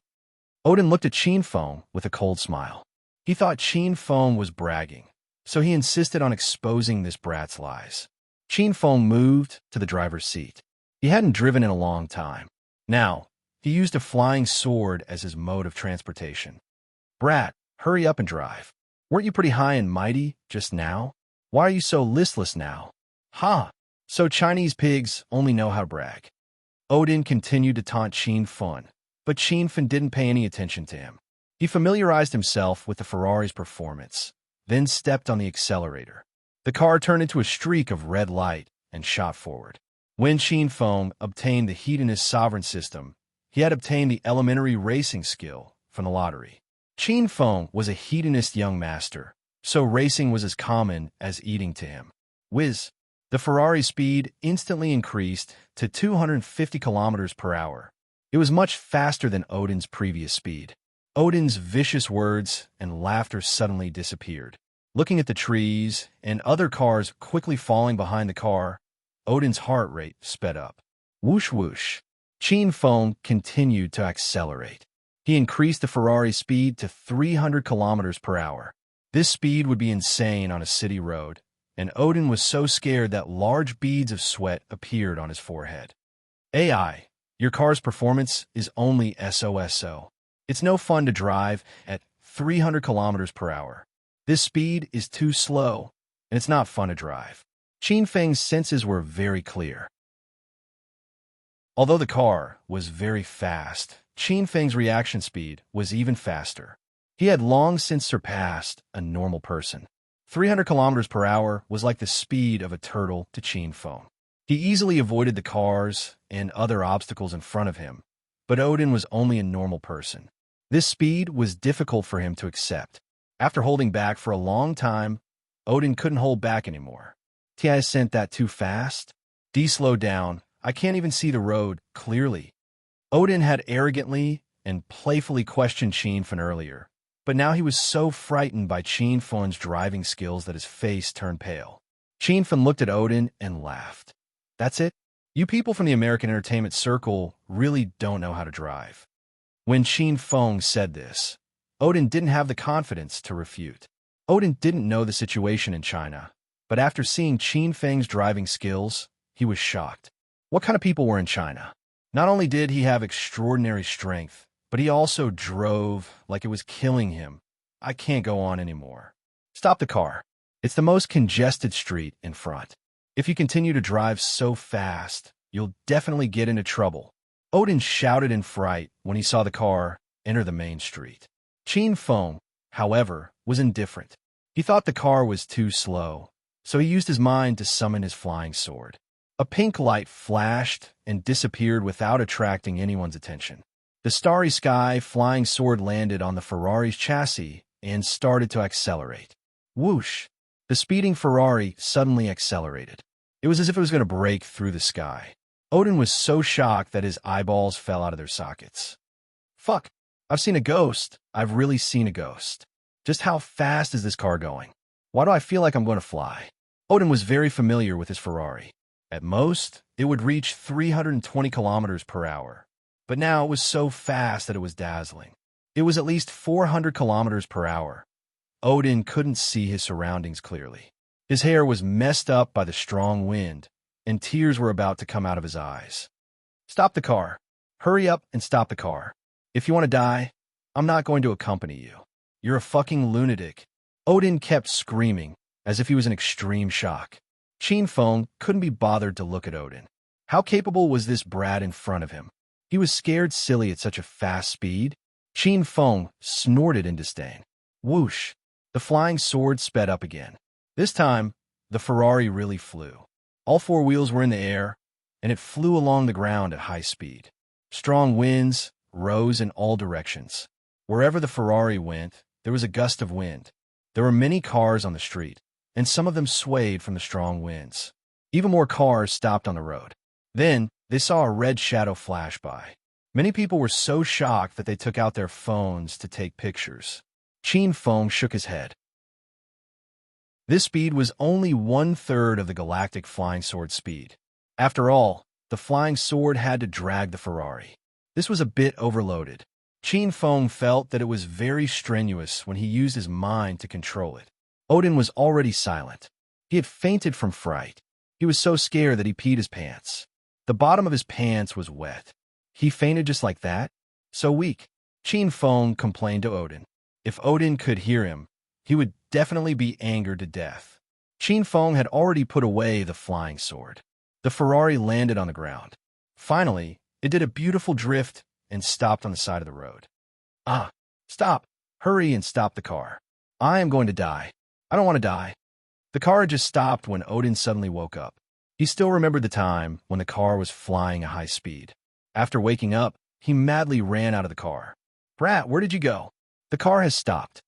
Qin Feng yelled at Odin. Odin finally woke up. He almost abandoned the car and ran back to the hotel. After a while, Odin finally calmed down. He sat in the driver's seat without saying a word. When he thought about how he bragged about his driving skills to Qin Feng, Odin felt as if his face had swollen from an invisible slap. Odin had peed on the passenger seat. Qin Feng leaped to the back seat. All right, take me to the person in charge of the Oscar Film Festival. Give me the Golden Deer Award. Qin Feng thought about proper business. Odin didn't say a word. He started the car and maintained the speed at 40 kilometers per hour. He was so scared that he didn't dare to speed up anymore. Odin had forcefully turned the Ferrari into a minivan. Qin Feng sat in the back seat and laughed inwardly. After more than half an hour, the car stopped in front of a bar. Odin jumped out of the car and said, "We're here. The higher-ups of the Oscar Film Festival are here." Qin Feng looked at the bright lights of the bar and laughed inwardly. He had already guessed that Odin was up to no good. He was most likely here to suppress him.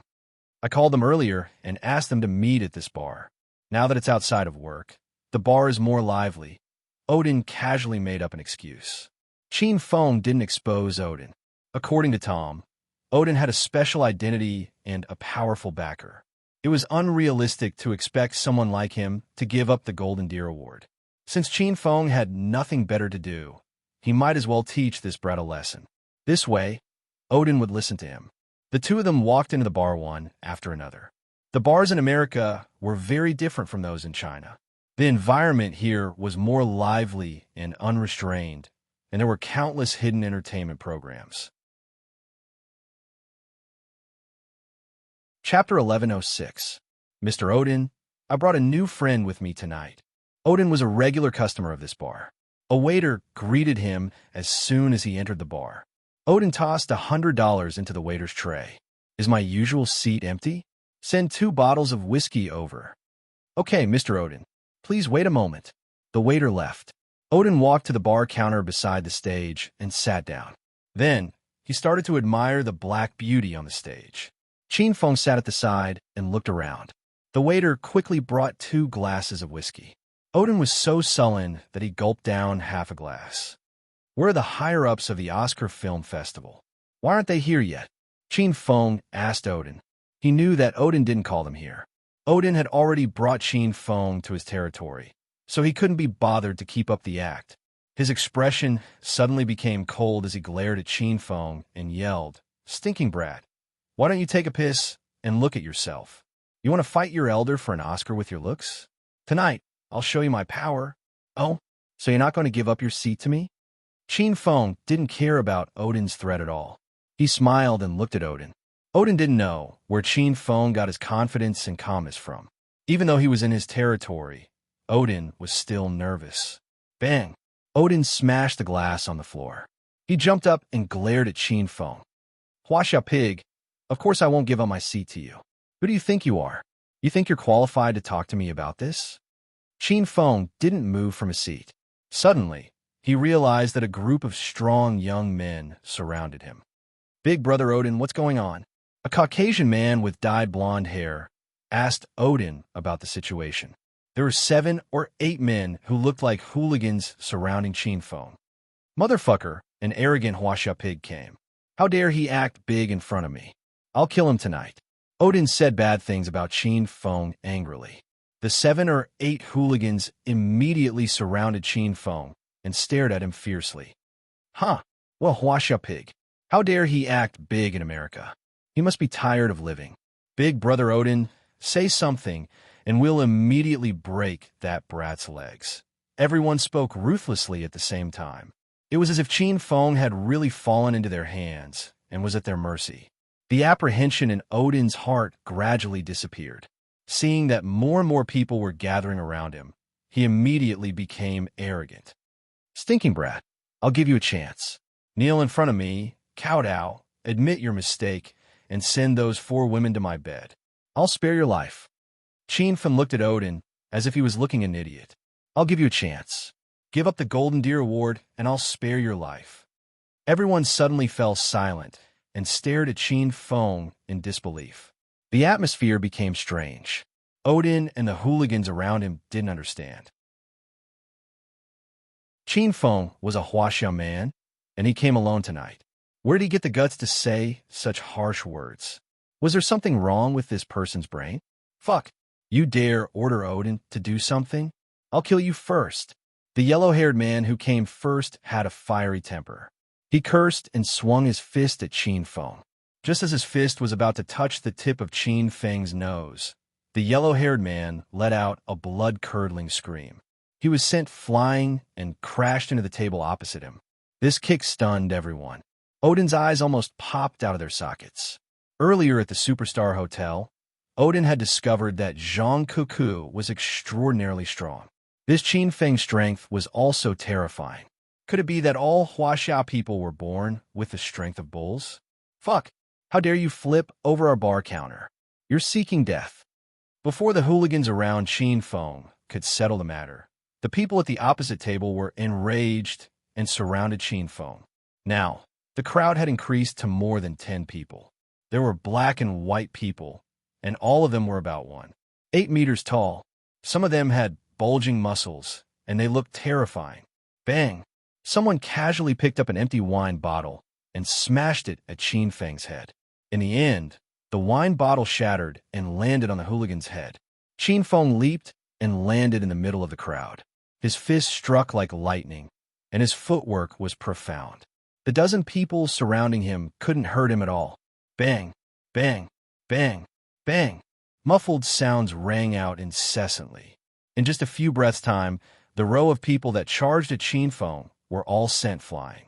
Some of them landed in the aisle, some knocked over other people's tables, and some were sent flying to the pole dance platform by Chin Feng. Everyone in the bar gasped in surprise. The bar was already crowded and noisy. Now, it was a complete mess. Odin was dumbfounded. He didn't expect Qin Feng to be so skillful. Was this Chinese kung fu? Odin, you've disappointed me. Looks like I'll have to teach you a lesson before you're willing to give up the Golden Deer Award. After Qin Feng sent the dozen hooligans flying, he didn't even look at them. It was as if he had just swatted away a dozen flies. Odin looked at Qin Feng, who was approaching him step by step. He trembled in fear and stuttered, "D, don't come over here. T, this is the Mafia's base. D, if you dare to cause trouble here, don't think of leaving alive tonight." Qin Feng understood. No wonder Odin brought him to this bar. It was the Mafia's bar. However, Qin Feng wasn't afraid at all. Instead, he smiled when he heard the Mafia's name. Last time, when he was filming here, Qin Feng offended the Mafia because he rescued Han Ying. Later, he and the Chinese Association's chairman, Yu Qing, killed their base and destroyed their biggest base by themselves. Qin Feng had only been gone for half a month, and he didn't expect the Mafia to rebuild itself. However, Qin Feng didn't mind destroying them again. Odin, what's going on here? At this time, another group of people rushed over. These people were holding baseball bats or steel rods, and all of them had sinister expressions. Someone actually dared to cause trouble in a Mafia's bar? Odin hurriedly pointed at Qin Feng and yelled, "Hill, it's that brat causing trouble in the bar. He's already knocked out a few of our brothers. Everyone, hurry up and capture that brat. I'm going to skin him alive." Odin was a super chameleon. Earlier, when he saw Qin Feng send the yellow-haired man flying, he was already afraid. Now that new reinforcements arrived, he started to clamor again. Bang! This time, before Hill and the others could act, Qin Feng had already turned into a black shadow and disappeared. There was another muffled sound. The surrounding crowd didn't even see clearly what was going on. The dozen or so brothers that Hill brought were already lying on the ground in disorder. Odin froze in place and couldn't come back to his senses. He was really scared silly. How is this Qin Feng human? He was practically a demon. How many more brothers do you have? Call them out. I'll take care of them all at once. After Qin Feng put everyone down, he clapped his hands and looked at Odin as if nothing had happened. Odin couldn't even speak. How could he still have the mood to call others? He finally understood that he had provoked a very powerful expert. What? You don't have anyone to call? Then hurry up and give up the Golden Deer position. My patience is limited. Qin Feng smiled as he walked to Odin's side. In Odin's eyes, that smile was even more terrifying than the devil's. Odin had completely fallen into Qin Feng's hands today. He was already covered in cold sweat from fear. His body trembled as he was about to agree to Qin Feng's request. However, at this moment, a gunshot rang out, and the entire bar was instantly thrown into chaos. Bang! Motherfucker, who dares to cause trouble in my territory? I'll blow your head off with one shot. Another group of people rushed over. This group of people was even more arrogant. The man walking at the very front carried a submachine gun, scaring all the customers in the bar into an uproar. Crazy, crazy. Someone's going to die here. Don't kill me, don't kill me. The Mafia is fighting. Everyone, run for your lives. Screams rang out everywhere. Men and women hunched their bodies and ran outside. The man carrying the submachine gun and wearing a leather jacket didn't stop everyone. With a cigarette, but in his mouth, he stared arrogantly at Qin Feng. The originally noisy and bustling bar was emptied in minutes. The atmosphere was oppressive and heavy.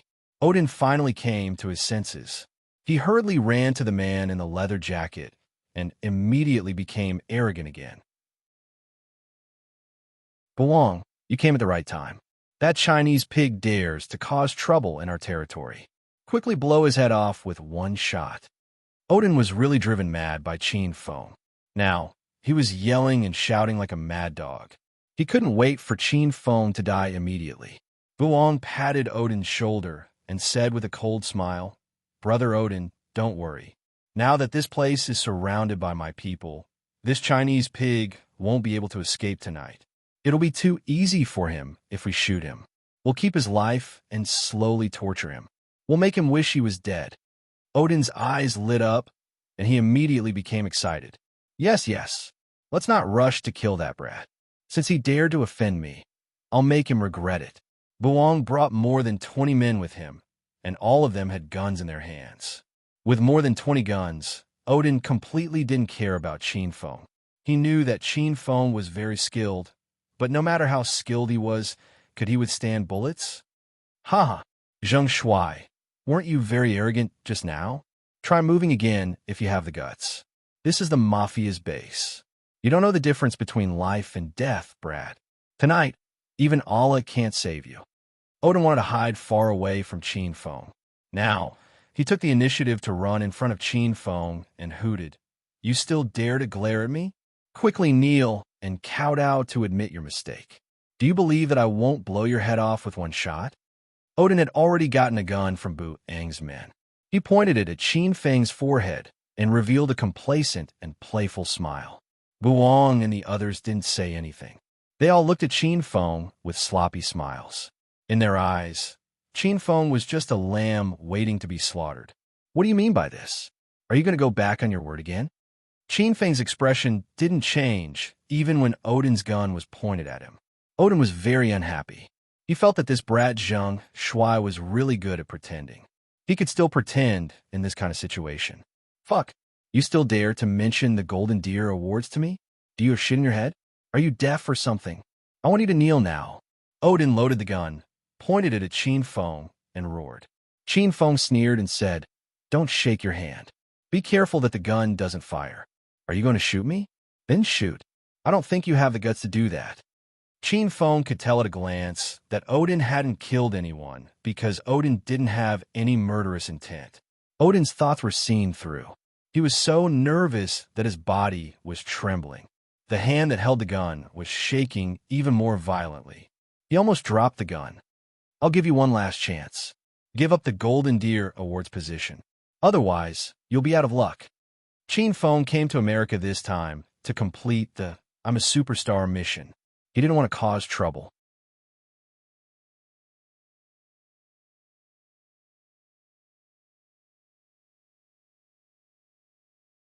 Chapter 11:07. Odin had never killed anyone before. He was extremely nervous when he held the gun.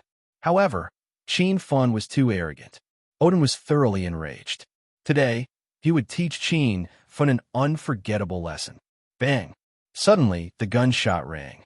Buong and his men's hearts skipped a beat. Odin purposely lowered the muzzle and fired at Qin Feng's thigh. However, in the next second, Odin's eyes widened. He realized that Qin Feng's thigh was completely fine. There was not even a trace of blood on it. Fuck! Odin, you missed. You've hit the corner. Buong was the first to come to his senses.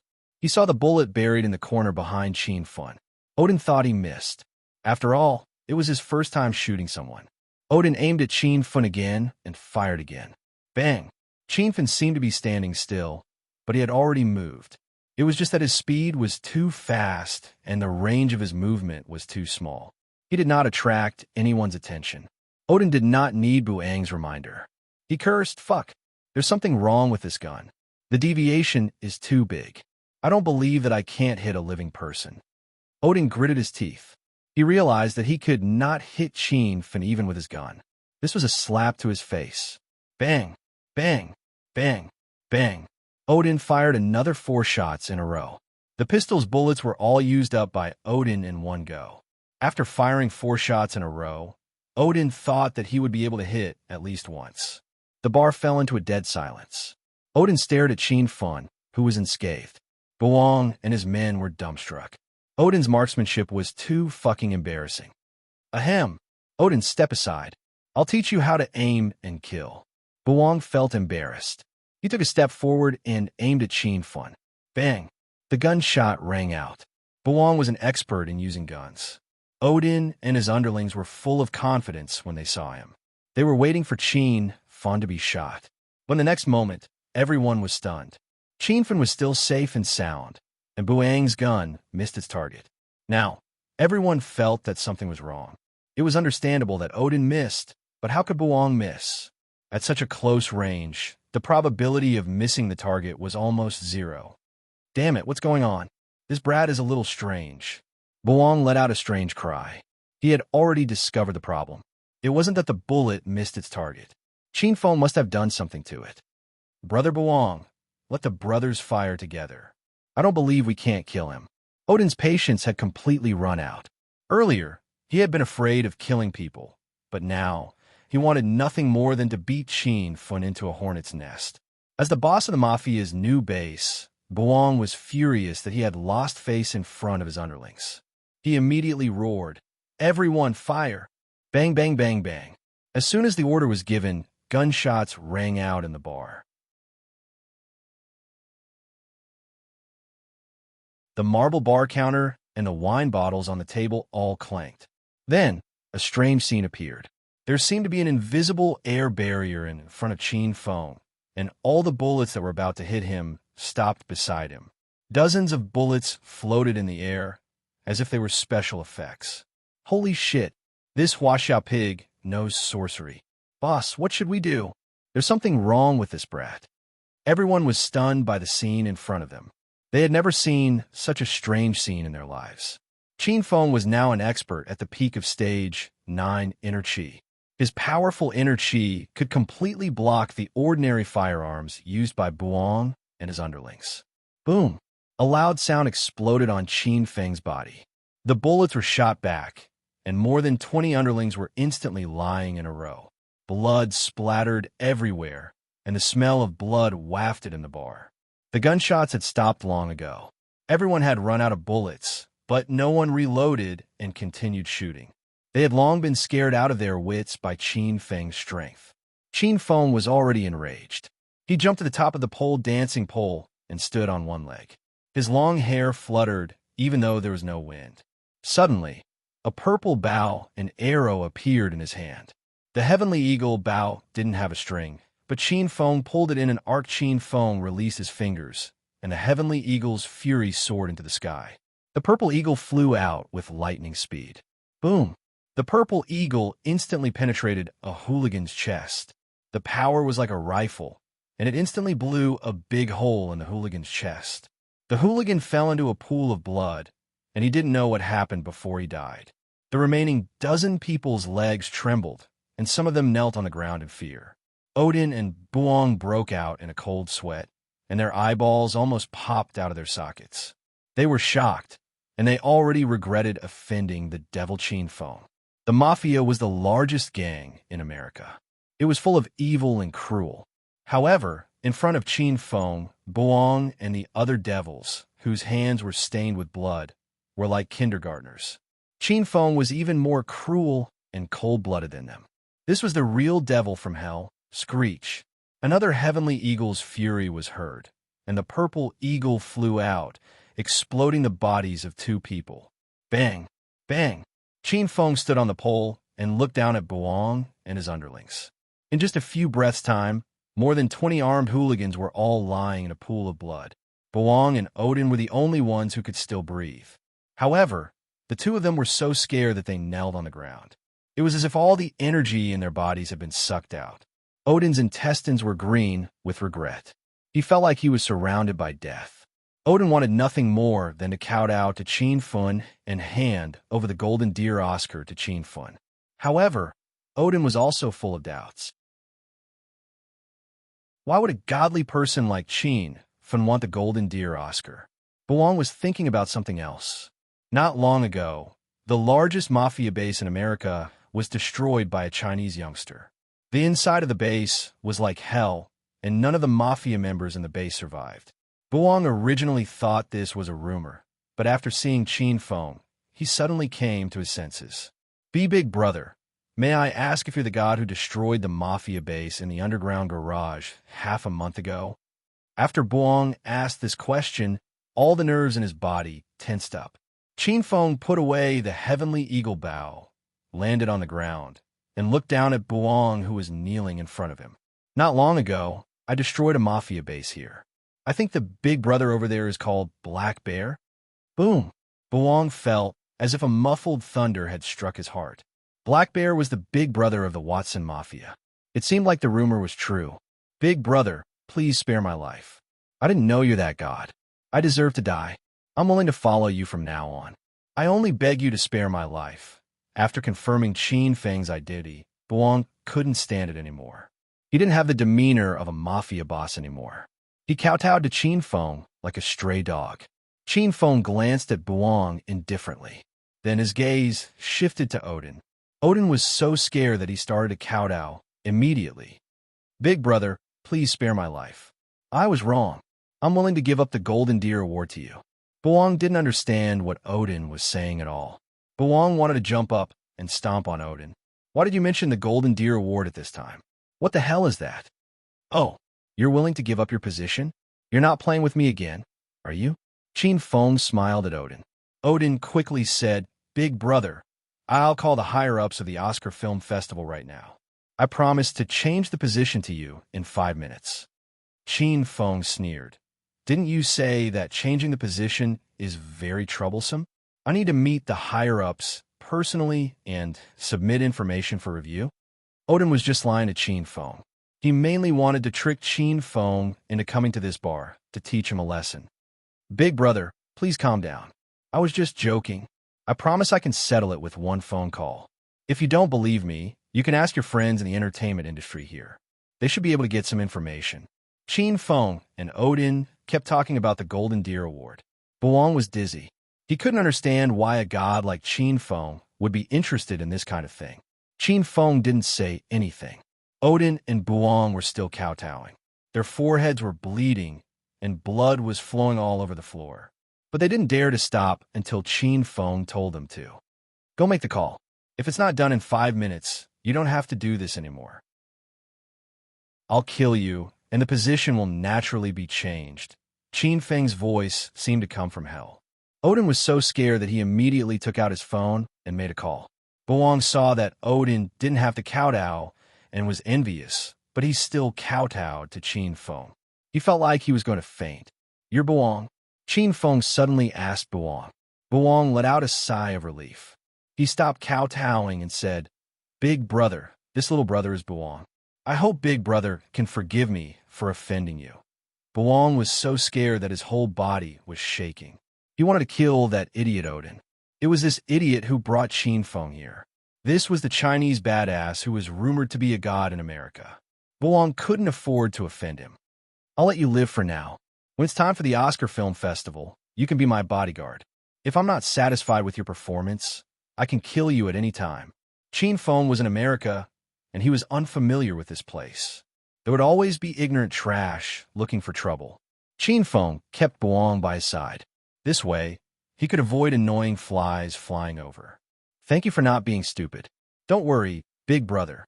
I'll definitely protect Big brother. Buong knew that he wouldn't die for the time being, and he was finally relieved. At this time, Odin finished the call and hurriedly ran back. Big brother, I've already talked to the higher-ups of the Oscar Film Festival. This year's Golden Deer Award has been decided internally. Big brother, you can find someone to confirm it. Qin Feng immediately took out his phone and called Tom. He explained the situation here and asked Director Tom to check the information. Tom was a little depressed after he answered the phone. He knew Odin's background. This time, Odin had been decided internally as the winner of the Golden Deer Award. Even if he checked 100 times, this fact wouldn't change. Tom didn't understand what Qin Feng meant by this call. Could it be that Qin Feng was hinting at him to fight for the award? But Tom really didn't have the ability to defeat Odin. He could only call the higher-ups of the Oscar Film Festival and ask them about it. Tom was stunned when the call was connected. After asking around, he found out that the winner of the Golden Deer Award had been changed. The winner was Zhang Shuai, a Chinese male star. Tom was filled with doubts. He immediately called Qin Feng. How is it? Qin Feng asked indifferently. Mr.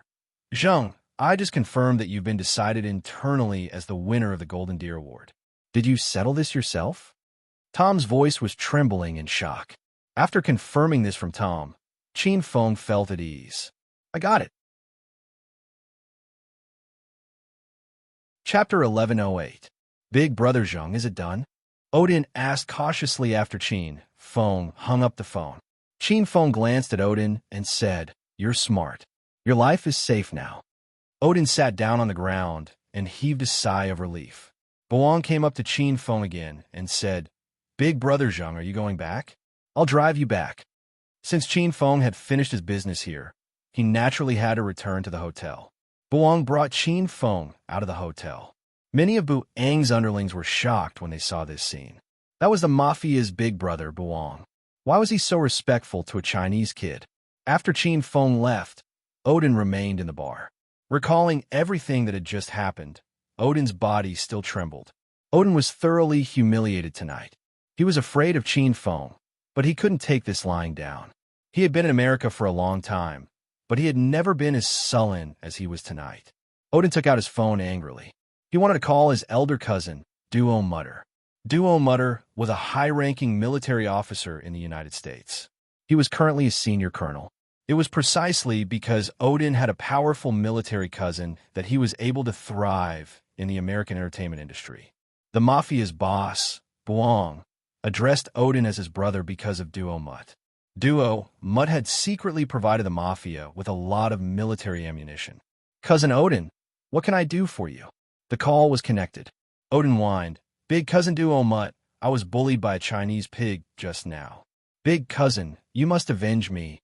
Chinese pig? How dare this bunch of trash behave atrociously in America? Duo Mutt was puzzled. The Chinese people he usually met were as obedient as sheep in America. Odin was depressed.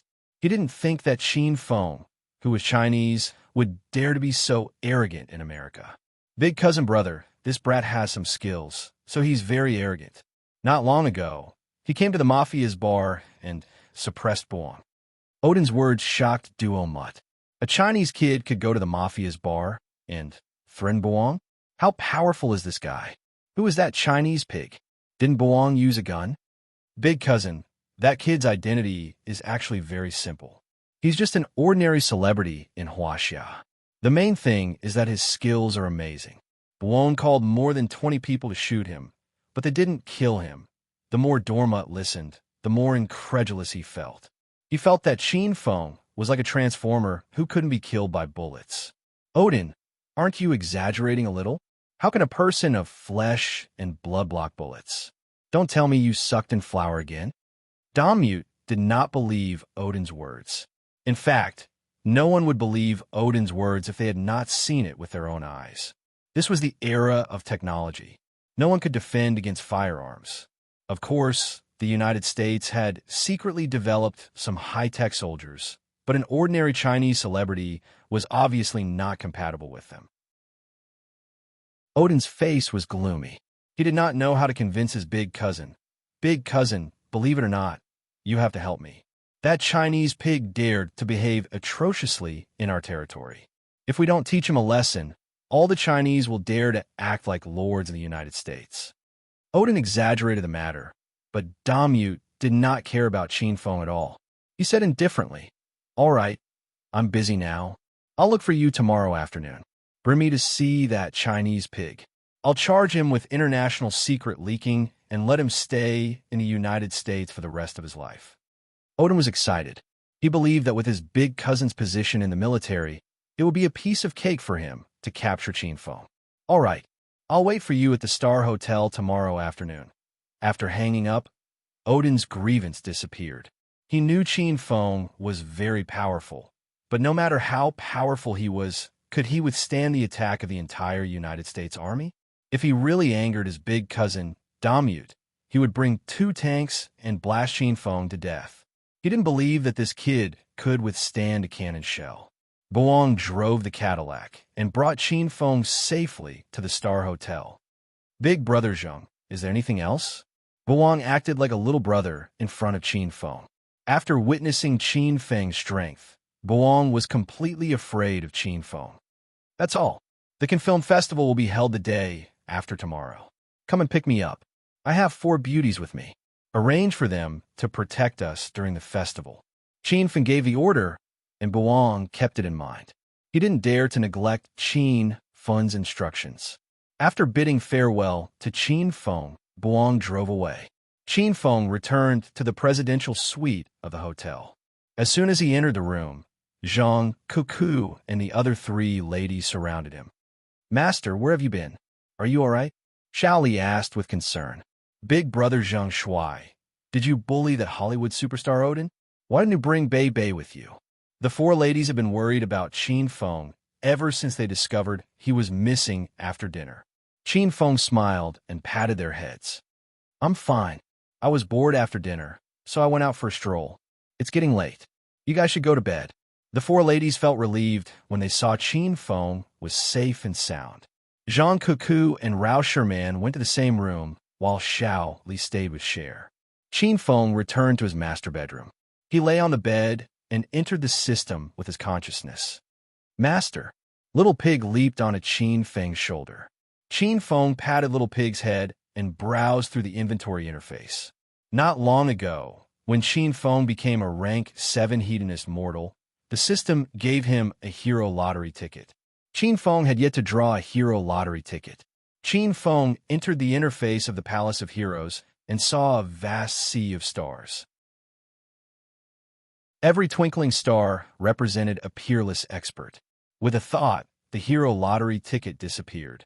The calm and tranquil Milky Way suddenly trembled, and the weather changed drastically. Rumble. A muffled sound came from the void, as if a bolt of dry thunder had fallen. A resplendent starry sky shot towards Qin Feng. Its speed was several times faster than the starry sky flying sword. It seemed as if it had already arrived in front of Qin Feng in the blink of an eye. Bang! The starry sky exploded, and a dark figure landed in front of Qin Feng. His body emitted a majestic true qi that sent chills down Qin Feng's spine. Golden-haired Lion King Xie Sun greets Master. The tall and mighty figure knelt on one knee in front of Qin Feng. The saber in his hand stood upright on the ground. Qin Feng lowered his head and looked at the golden-haired Lion King. The golden-haired Lion King had a head full of golden hair. His eyes were devoid of pupils, and they were filled with terrifying white pupils. He wore a dazzling golden armor, and the Dragon Slayer saber in his hand was majestic and domineering. The Dragon Slayer saber in his hand was engraved with a coiling dragon that looked like it was about to soar into the sky at any time. Qin Feng was shocked. He didn't expect the hero lottery ticket to be the golden-haired Lion King. The golden-haired Lion King was a wild and invincible existence. Even Ouyang Feng, the Western poison, was less powerful than him. Stand up, golden-haired Lion King. Qin Feng supported Xie Sun with his hands. Xie Sun raised his head and looked at Qin Feng. However, his eyes were blind, and he couldn't see Qin Feng's appearance. Master, in the future, Xie Sun will protect your safety. I won't let anyone harm a single hair on Master's head. The golden-haired Lion King was famous for his lion's roar. When he spoke, his voice was loud and clear like a bell. His arrogance made Qin Feng somewhat envious. Golden-haired Lion King, what's your strength? Qin Feng was curious. Master, this little brother is untalented. I just stepped into the 4th level of True Qi stage. The corner of Qin Feng's mouth twitched. He was once again sure that the hedonist sovereign system was a pretentious system. The heroes that came out of it were all pretentious. The most powerful opponent Qin Feng had met so far was only at the 1st level of True Qi. Moreover, the difference in strength between those at the 1st level of True Qi was very large. That Divine Dragon and Ling Tianhai were both at the 1st level of True Qi, but Qin Feng felt that Divine Dragon was much more powerful than Ling Tianhai. The golden-haired Lion King was actually an expert at the 4th level of True Qi. Qin Feng didn't dare to imagine how powerful the golden-haired Lion King would be if he went all out. Very good. Golden-haired Lion King. Is this Dragon Slayer saber the real deal? What grade of spiritual weapon is this? Qin Feng's gaze fell on the Dragon Slayer saber. This saber was as famous as the Heavenly Sword. The Heavenly Sword and the Dragon Slayer were two peerless treasures. Rumble. The golden-haired Lion King casually swung the Dragon Slayer saber in his hand. A gust of wind rose from all directions. The Dragon Slayer saber seemed to weigh 1,000 pounds. Master, this Dragon Slayer saber and I are both replicas of the system. However, my strength has reached 100% of the real me.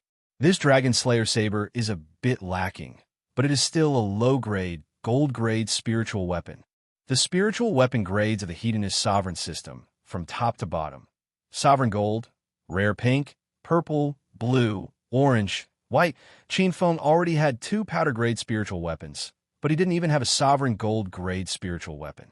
Looking at the gold-grade Dragon Slayer saber in the golden-haired Lion King's hand, Qin Feng was extremely envious. The golden-haired Lion King could read Qin Feng's mind and said with a smile, "Master, this Dragon Slayer saber is an item specially given to me by the system. It has already sealed my true qi, so other people can't use it. Even if I wanted to gift it to Master, I couldn't." Qin Feng awkwardly scratched his head. This Dragon Slayer saber was the golden-haired Lion King's lifeblood. How could he have designs on this thing? Huh, I didn't say I wanted you to give it to me. I was just curious. That's right, you're blind. Will it affect you in battle? Is there a way to cure your eyes? Qin Feng had seen the heavenly sword and Dragon Slayer. He was very fond of the golden-haired Lion King, and he was very regretful that the golden-haired Lion King had lost his sight. If the system had a way to cure the golden-haired Lion King's eyes, Qin Feng was willing to spend hedonist points to help him. I appreciate Master's kindness, but my character is blind, so I can't regain my sight. Don't worry, Master. I've been blind for a long time, so I'm used to being blind. My other senses have become stronger, so they won't affect me in battle at all. After hearing the golden-haired Lion King's words, Qin Feng calmed down. Qin Feng was very satisfied that he got the golden-haired Lion King from the hero lottery. After chatting with the golden-haired Lion King for a while, Qin Feng returned to reality. Who's there? As soon as Qin Feng's consciousness returned to his room, he became vigilant.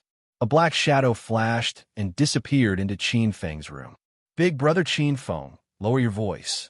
Didn't we promise to have sex at night? Don't make a fuss. After Zhang Ku drank the ancient almighty beast gene potion, not only did she possess extraordinary strength, but she was also incredibly fast. Before Qin Feng could regain his senses, he saw Zhang Ku lying beside him in a sexy black silk pajamas. Oh, it's Ku. You really dare to come here in the middle of the night? If Sherman wakes up and finds you gone, she might come looking for you. Qin Feng was speechless at Zhang Ku. This girl was getting more and more daring. Zhang Ku didn't care. She hugged Qin Feng's neck and leaned into his embrace. If she finds out, so be it. At most, I'll bring her along with me. Good things like this should be shared with a sister.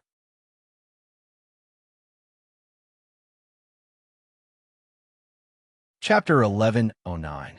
Qin Feng discovered that Zhang Ku was about to become a demon. Ever since she drank the ancient almighty beast gene fluid, she had transformed into a wild beast, especially when it came to sex. She was inexhaustible. Qin Feng was a little tired after a night of sex, but Zhang Ku was still dancing happily. Eventually, Qin Feng persuaded Zhang Ku to stop shyly. The two of them woke up a bit late. When they came out, the other 3 women were already sitting in the living room. The waiter had already delivered breakfast. Rao Sherman and the other 2 women were waiting for Qin Feng and Zhang Kiki. Master, you're awake. Ku, where did you go last night? Why did you come out from Qin Feng's room so early in the morning? Rao Sherman looked at Qin Feng, who was dressed in a suit, and Zhang Ku, who was dressed in a black silk pajamas. She felt like she was dreaming. Xiao Li and Xue Er immediately understood the relationship between them, but they pretended to be ignorant. Sherman, your snoring was so noisy last night that I had no choice but to sleep on the sofa. In the middle of the night, big brother Qin Feng pitied me and asked me to sleep in his room. Don't overthink it. I didn't do anything with big brother Qin Feng. Zhang Ku casually made up a lie. Even elementary school students would not be fooled by it. Qin Feng was so angry that his mouth became crooked. Ku, what nonsense are you talking about? Why would I snore in my sleep? Why you? Rao Sherman was a smart girl. She suddenly understood the relationship between Qin Feng and Zhang Ku. She didn't expect Zhang Ku to sleep with Qin Feng secretly. However, Rao Sherman didn't mind too much. With everyone's current relationship with Qin Feng, as long as they continued to develop, it would only be a matter of time before they slept together.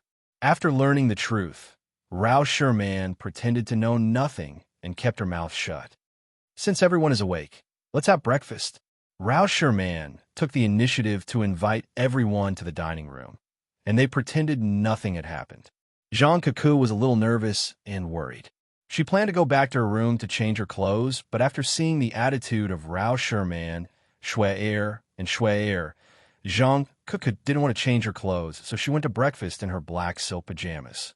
The Oscar Film Festival was going to be held tomorrow, so the four beauties went shopping in the afternoon.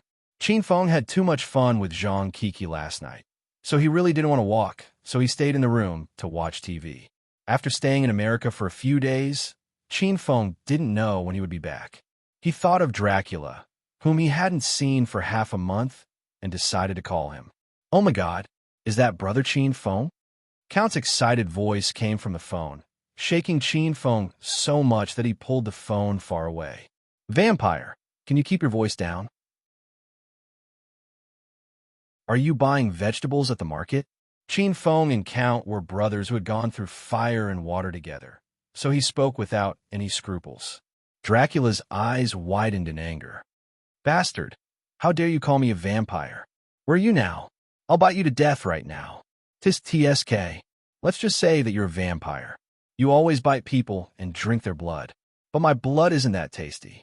I'm in the presidential suite of the Washington Star Hotel, room 8888. Hurry up and come over to die. Dracula was so excited that he paused for a few seconds. He didn't expect Qin Feng to come to America. Huh, good boy, just you wait. I'll drive a helicopter and land on the roof of your hotel in 10 minutes. After hanging up, Qin Feng picked up a glass of red wine and shook his head with a smile. You're driving a helicopter? Just don't walk over. In less than 10 minutes, Qin Feng suddenly heard a roar coming from afar. He sat up and looked out the French window. Instantly, he jumped up in shock. Fuck, Dracula really drove a tractor. No, a helicopter here. Bang! A muffled sound spread out. A tall black shadow directly smashed through the French window and flew into Qin Feng's room. Qin Feng was depressed. This Dracula was still as reckless and wild as before. Huh, stinking brat. I'm here to suck your blood. Don't tell me you've pissed your pants. Dracula stood beside the French window. He was dressed in a handsome military uniform. His name badge was filled with stars, and the badge on his chest was decorated with various military ranks. After not seeing Qin Feng for half a month, Dracula had become more mature and tall. This man had gone through a life-and-death situation with Qin Feng. Moreover, all the vampires that Dracula brought to the William family's research base were killed.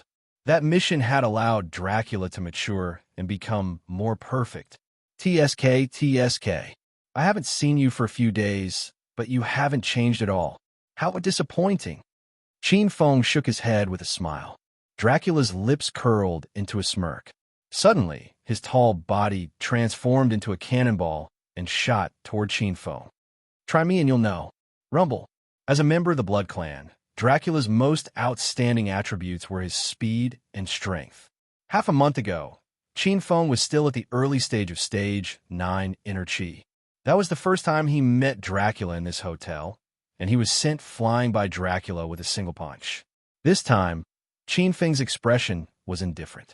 He was no longer the same person he was at that time. Bang! Qin Feng didn't back down and punched. A thunderous roar and a tiger's roar reverberated in the air, and a violent aura exploded from the punch. Dracula's expression changed drastically. He realized that Qin Feng's strength had improved by leaps and bounds.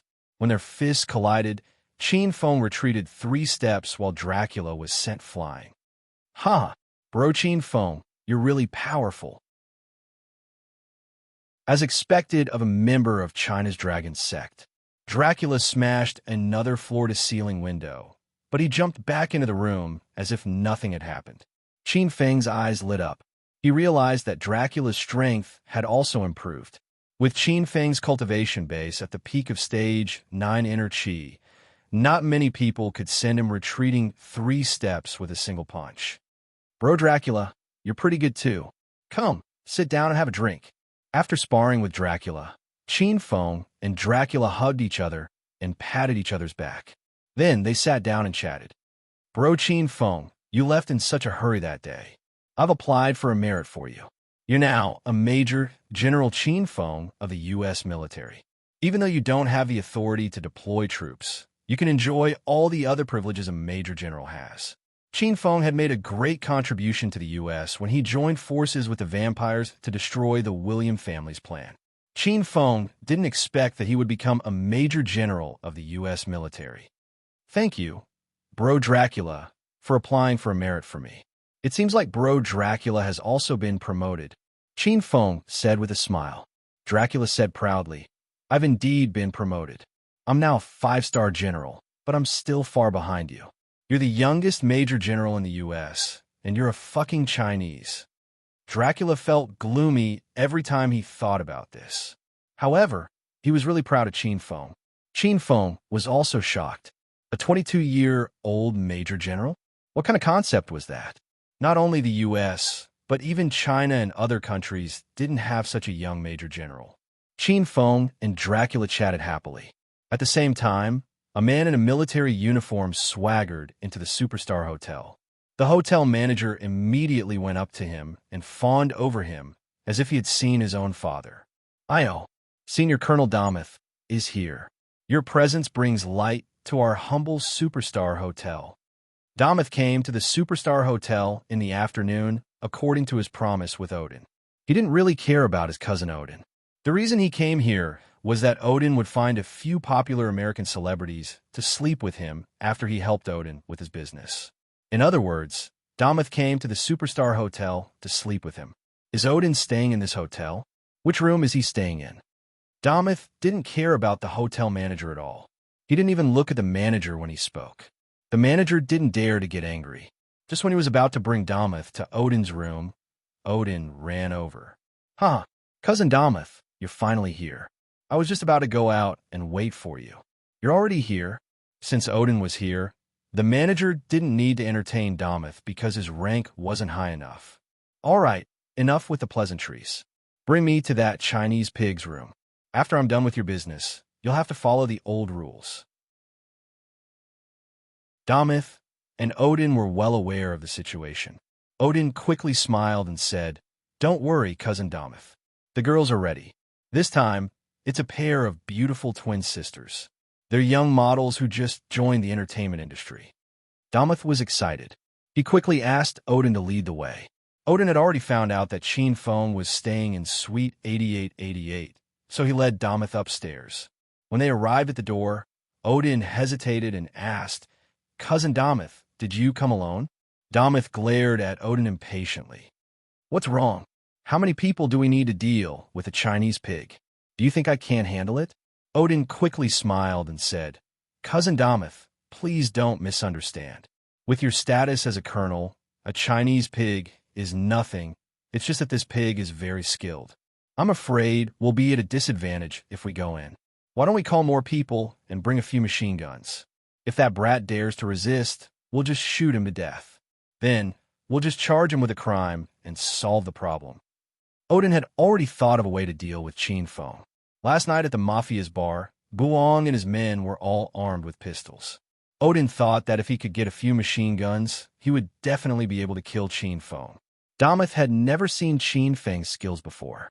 He didn't believe that Qin Feng could dodge bullets. That was simply a fantasy. Damith patted the pistol on his waist and shouted impatiently, Look at your guts. Isn't it just a Chinese pig? I brought a gun with me. If he doesn't listen to me, I'll shoot him to death. Odin still wanted to persuade Damith, but Damith had already pressed the doorbell. Odin had no choice but to keep his mouth shut. However, Odin wasn't worried. After all, Damith was a senior colonel. No matter how skilled Qin Feng was, he had to be cautious. This was America, after all. How could Qin Feng behave atrociously? There's someone else here? Qin Feng and Count were chatting happily when the doorbell rang. Count looked at Qin Feng in confusion. It's probably my girlfriend's. I'll go and have a look. Qin Feng stood up and opened the door. He thought it was Rao Sherman and the others who had returned from shopping. However, when he opened the door, he saw Odin and an unfamiliar man standing at the door. It's you, Brat. Why are you looking for me? Qin Feng looked at Odin indifferently. Yesterday, Odin kowtowed in front of Qin Feng until his forehead bled. He was trembling in fear. Now that Damith was backing him up, this brat immediately became arrogant. Zheng, you're done for today. I'll call my cousin over to teach you a lesson. Do you know who my cousin is? He's a senior colonel of the U.S. military. If you dare to mess with him, he can call a helicopter to blow up the rooms on this floor. Odin boasted to the heavens. He just wanted to scare Qin Feng. Chapter 11:10. Cousin Odin, is this the Huasha pig you were talking about? Duo Mute looked at Qin Feng coldly. His eyes were filled with disdain. Qin Feng now had the appearance of Zheng Shuai. He was ugly, and he didn't have any special temperament. He looked like an ordinary Huasha man. Big cousin, it's this grandson. You have to uphold justice for me. Odin had a lot of mothers backing him up, so he was very arrogant right now. Duo Mute rolled his eyes at Odin and said, I don't know what you've been doing all these years. You're getting worse and worse. You can't even deal with this Huasha pig? You're a disgrace to our family. After complaining about Odin for a while, Duo Mute looked at Qin Feng coldly. Brat, how dare you behave atrociously in the United States? Kneel on the ground and kowtow to me. If you do, I can spare your worthless life and throw you in jail for the rest of your life. Duo Mute was arrogant and despotic the moment he entered the room. He didn't put Qin Feng in his eyes at all. Qin Feng sneered inwardly. He didn't expect Odin to be so stubborn. This guy must be suffering from the disease of needing to be abused. I have a good friend here. I'm in a good mood today. I'll give you a chance to live. Get out of here now. Qin Feng's expression turned cold. A powerful aura emanated from his body, pressuring Odin and Duo Mute to the point of suffocation. Odin trembled in fear again. He hid behind Duo Mute and looked at Qin Feng vigilantly. He was afraid that this person would suddenly attack him. That person's skills were too terrifying. Duo Mute quickly regained his senses and stared at Qin Feng in disbelief. He couldn't figure out where this Huasha pig got the courage to yell at him. Fuck, you stupid pig. Do you know who I am? I'm a senior colonel of the U.S. military. Kneel before me now. Otherwise, I'll arrest you as a military criminal. I can even kill you on the spot. Duo Mute pulled out the pistol at his waist. With the pistol in his hand, Duo Mute instantly calmed down. Qin Feng sneered. Not long ago, Count told Qin Feng that he was given the rank of Major General by the U.S. military. A Major General was a rank higher than a senior colonel. How dare Duo Mute act so fiercely in front of him? Oh, is a senior colonel very powerful? How dare a senior colonel like you threaten me? Are you out of your mind? Qin Feng reprimanded Duo Mute mercilessly as if he was reprimanding a lackey. Duo Mute and Duo Mute were stunned. This was especially so for Duo Mute. He even suspected that there was something wrong with his ears. Did this Huasha pig understand the power and position of the military? Duo Mute even suspected that he had heard wrong. Dan Feng and Qin Feng. Cousin Duo Mu. This kid is a small celebrity in China. He doesn't know anything about the military. Let's cut the crap. Cousin Duo Mu, why don't you make a call and send an army over? Otherwise, you can just send a few helicopters over and let the elites of the anti-terrorist force capture this kid. Qin Dong's Dong muted. About Chen's Tion's AO, oddness, Feng, Odin. Duo Mute glared at Qin Feng coldly. He didn't say anything. As for the helicopter, he didn't have the authority to do so. However, if he let Odin boast, no one would know. Feng Chun about. Tay, Count, who was in the inner hall, heard the commotion outside. He waited for a while, but Qin Feng did not return, so he took the initiative to come out. Count knew Qin Feng's current identity, so he purposely did not expose Qin Feng's real identity. He called Qin Feng by his name. Brother Dracula, there's nothing going on here, don't worry, Qin Feng said indifferently. Odin and Mute looked at Dracula. Odin did not know Dracula's identity, but the moment Mute saw Dracula, he was so scared that he almost fell to the ground. Isn't this the blood-breed prince, General Count? Why is he here? Are they your friends? Count walked to Qin Feng and asked. No, they're just two annoying flies. I was just about to chase them away, Qin Feng said. Count understood the situation. He immediately yelled at Odin and Duomute. Fuck, I don't care who you are. Get out of my sight. Count was a 5-star general in the military. His position was high and mighty. It was rare for him to drink and chat with Qin Feng, so he did not want to be disturbed. Since Count appeared, Duomute was so scared that he could not come back to his senses. His mouth opened and closed for a long time, but he could not say a word. Odin, on the other hand, was annoyed. He yelled at Count, Hey, who the fuck are you? How dare you yell at us? Do you know who this person beside me is? He's the senior colonel of the military, Duomute. Be careful not to get arrested. Count froze for a moment and looked at Duomute.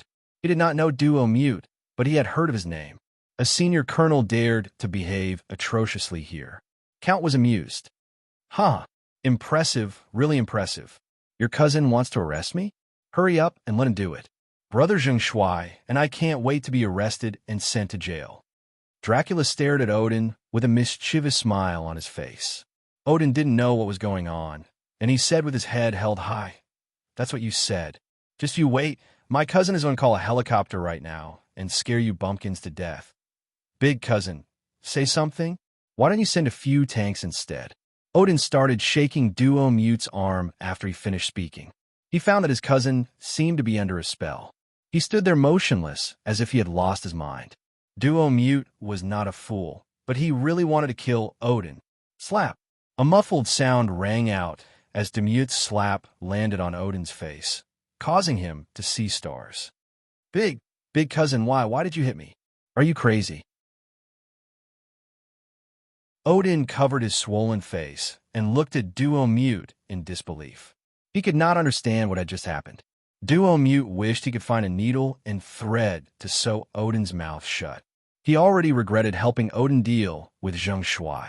How is this an ordinary Chinese celebrity? This guy was good friends with the 5-star general, Count. You bastard, shut up. I'm going to die of anger. Duomute stretched out his hand and slapped Odin twice, causing him to fall to the ground. Odin finally came back to his senses. He had already realized that something was wrong. He sat on the ground and covered his swollen face. He was so scared that he did not dare to say a word. After slapping Odin, Duomute immediately put on a fawning smile and said to Count as if he had changed into a different person. Hee. General Count, I didn't expect you to be chatting with your friend here. I'm really sorry for disturbing you. I'll leave now. I hope General Count won't blame me. Duomute was so scared that his legs were trembling. He did not want to stay here for a second longer. He gave Odin a look, and Duomute took the lead to run out. Colonel Duomute, you want to leave just like that? Who allowed you to leave? Count's cold voice rang out just as Duomute reached the door. No matter how unwilling he was, Duomute had to stop. He turned around and said with a smile, Hee. What other orders does General Count have? I'll do it right away. Colonel Duomute, are you really going to do it? Very well then. Why don't you shoot yourself? Dracula sneered. Duomute was so scared that he broke out in a cold sweat. How would he dare to commit suicide? He quickly put on a smile and said, Hee, General Count, you really know how to joke. I better not disturb your conversation. I'll take my leave first. Duomute wanted to escape again. This time, he could not care less about Odin. However, Qin Feng smiled and said, Brother Count, I suddenly thought of something. This Colonel Duomute might be secretly trading with the Mafia. He might be the one who secretly transported the Mafia's firearms. Qin Feng had just wiped out the Mafia's bar base last night. The Mafia's big brother, Buang, was on good terms with Odin. However, from Qin Feng's observation, Odin was just a weakling with no abilities. It was highly likely that Odin had relied on his relationship with cousin Duomute to get in touch with the Mafia. Count's face turned cold, and his body shot out like a flickering black shadow. In the next moment, he had returned to the room with Duomute in tow. Duomute was so scared that he wet his pants. He didn't think that Qin Feng would expose his secret dealings with the Mafia. If this matter was investigated further, Duomute would die 100 times over, not even enough to atone for his crimes. Odin had been leaning against the wall by the door. The situation had changed so quickly that it was beyond Odin's ability to accept. Never in his wildest dreams would he have thought that his biggest backer, cousin duo Mute, would fall into Zheng Shuai's hands. Brother Zheng Shuai, you have given us a good lead. I will personally investigate this matter when I get back. If what you said is true, and you have made a great contribution to the U.S. military, you might be promoted to the rank of Major General. Count carried Duo Mute as if he was carrying a little chick. His words scared Duo Mute so much that his eyeballs almost popped out of their sockets. Duo Mute and Odin stared at Qin Fun as if they had seen a ghost. This Chinese pig is a Major General of the U.S. military? What kind of joke is this? Count shouted a few words into the phone, and after a while, the helicopter parked on the roof of the hotel flew down. When Odin and Duo Mute saw the helicopter hovering outside the window, they felt as if they were dreaming. Earlier, Odin had been boasting that his cousin could summon a helicopter. Now that the helicopter had arrived, both of them were scared to death. "What's your order, General Count?" the pilot in the helicopter shouted into his headset. Count casually tossed Duo Mute into the helicopter like an object. "Send this guy to the military prison. I will investigate him when I get back." "All right. Also, bring this guy back as well." Count's figure flashed and returned to the window. Odin was also tossed into the helicopter. "Yes, sir." The pilot had already left in the helicopter. Count and Qin Fen sat on the sofa, drinking and chatting as if nothing had happened. They chatted until the afternoon.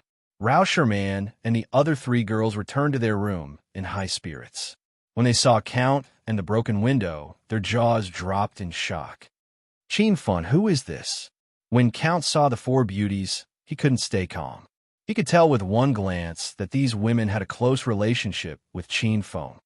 "Huh, this is a good friend of mine in America, Admiral Dracula." Qin Feng chuckled and took the initiative to introduce them. "Brother Dracula, these were my little girlfriends." Although Count had guessed that Qin Fen had a close relationship with Rao Sherman and the other three girls, he was still shocked when he heard it from Qin Fen's mouth. Qin Fen was not only good at fighting, but he was also good at picking up girls. Count was ready to ask Qin Fen in private. Qin Fen invited Count to stay for dinner. During dinner, he introduced Count to the four girls about his secret identity as a member of the American vampire family. Rao Sherman and the other three girls were shocked. Then, they were filled with curiosity about Dracula. In the past, they had only seen vampires and werewolves in American dramas and movies. They didn't expect that this group of people really existed in real life.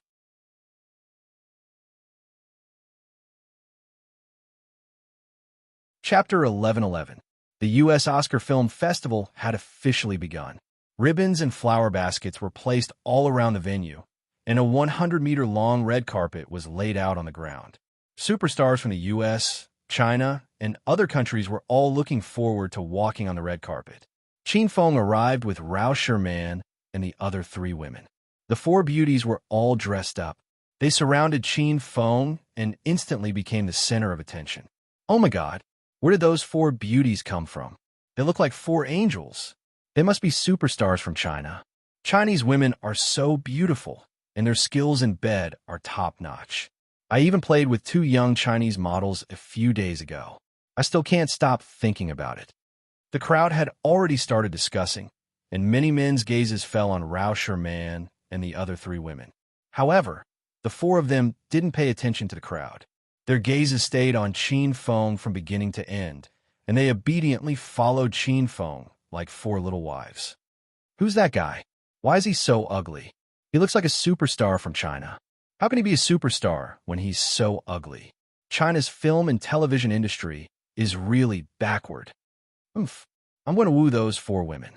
How can a flower be planted on a pile of cow dung?" After a heated discussion, a few men couldn't hold themselves back anymore. They looked like they wanted to flirt with Rao Sherman and the other three women. Qin Feng attended the event as Zheng Shuai. Since he had won the Golden Deer Oscar, the mission of "I'm a Superstar" would be completed. The four women followed Qin Feng to the open-air exchange area. The area was crowded with superstars from various countries on Earth. "Wow, that's Jason Stunjean. He's so handsome. His muscles are so big." Zhang Kuku couldn't help but clap her hands excitedly. Cher was also a fan of superstars, especially Hollywood superstars. She saw a tall, sexy, blonde beauty and screamed, "Is that Angelina Jolie? I can't believe that one day I'll be able to look at her from a distance of 2 meters." Rao Sherman and Shaoli kept a low profile, especially Shaoli. She lived a hard life and did not chase superstars. Now that she was a ghost cultivator, she had lost interest in superstars. "I can't take it anymore. I saw Nicholas Kajia. I really want to take a photo with him." Zhang Kuku looked at Kajia after she saw Jason. Chin Feng wanted to kick this silly girl away. "Little beauty, I'm Kaiga. Nice to meet you." Zhang Kuku was smitten with Nicholas Kaiga when he walked up to her and extended his hand to shake her hand. Although Zhang Kuku was insensitive, she still remembered that she was Qin Feng's woman. She giggled at Kai Jia and said, "Haha, superstar Kajia. I've seen all the movies you've acted in. It's nice to meet you, but I can't shake hands with you because my heart already belongs to someone." Qin Feng and the others were amused by Zhang Kuku's silly behavior. Kai Jia furrowed his brows and looked at Qin Feng with disdain. "Hee hee, little beauty, do you have someone in your heart? It can't be that ugly freak, right?" Kai Jia didn't give Qin Feng any face. Xiao Li's face turned cold. Zhang Kuku was not as excited as before. She pouted and said, "Big brother Zheng Shuai has his own unique charm. How can you say that he's ugly?" Kai Jia had been secretly sneaking glances at Zhang Kuku and the other 3 girls. He already had designs on the 4 Chinese beauties. When he found out that his competitor was Zheng Shuai, he felt a wave of disdain in his heart. How could Zheng Shuai's terrifying appearance compare to his handsome appearance? "Hee hee, little beauty, why do you like that kind of man? You seem to be a fan of mine, right? Why don't we take a photo together? Oh, I'm short of a female lead in a movie. Are you interested?" Men in the entertainment industry always had the same trick when picking up girls. They would either charm the girl with their handsomeness or use the bait of a movie to seduce the girl.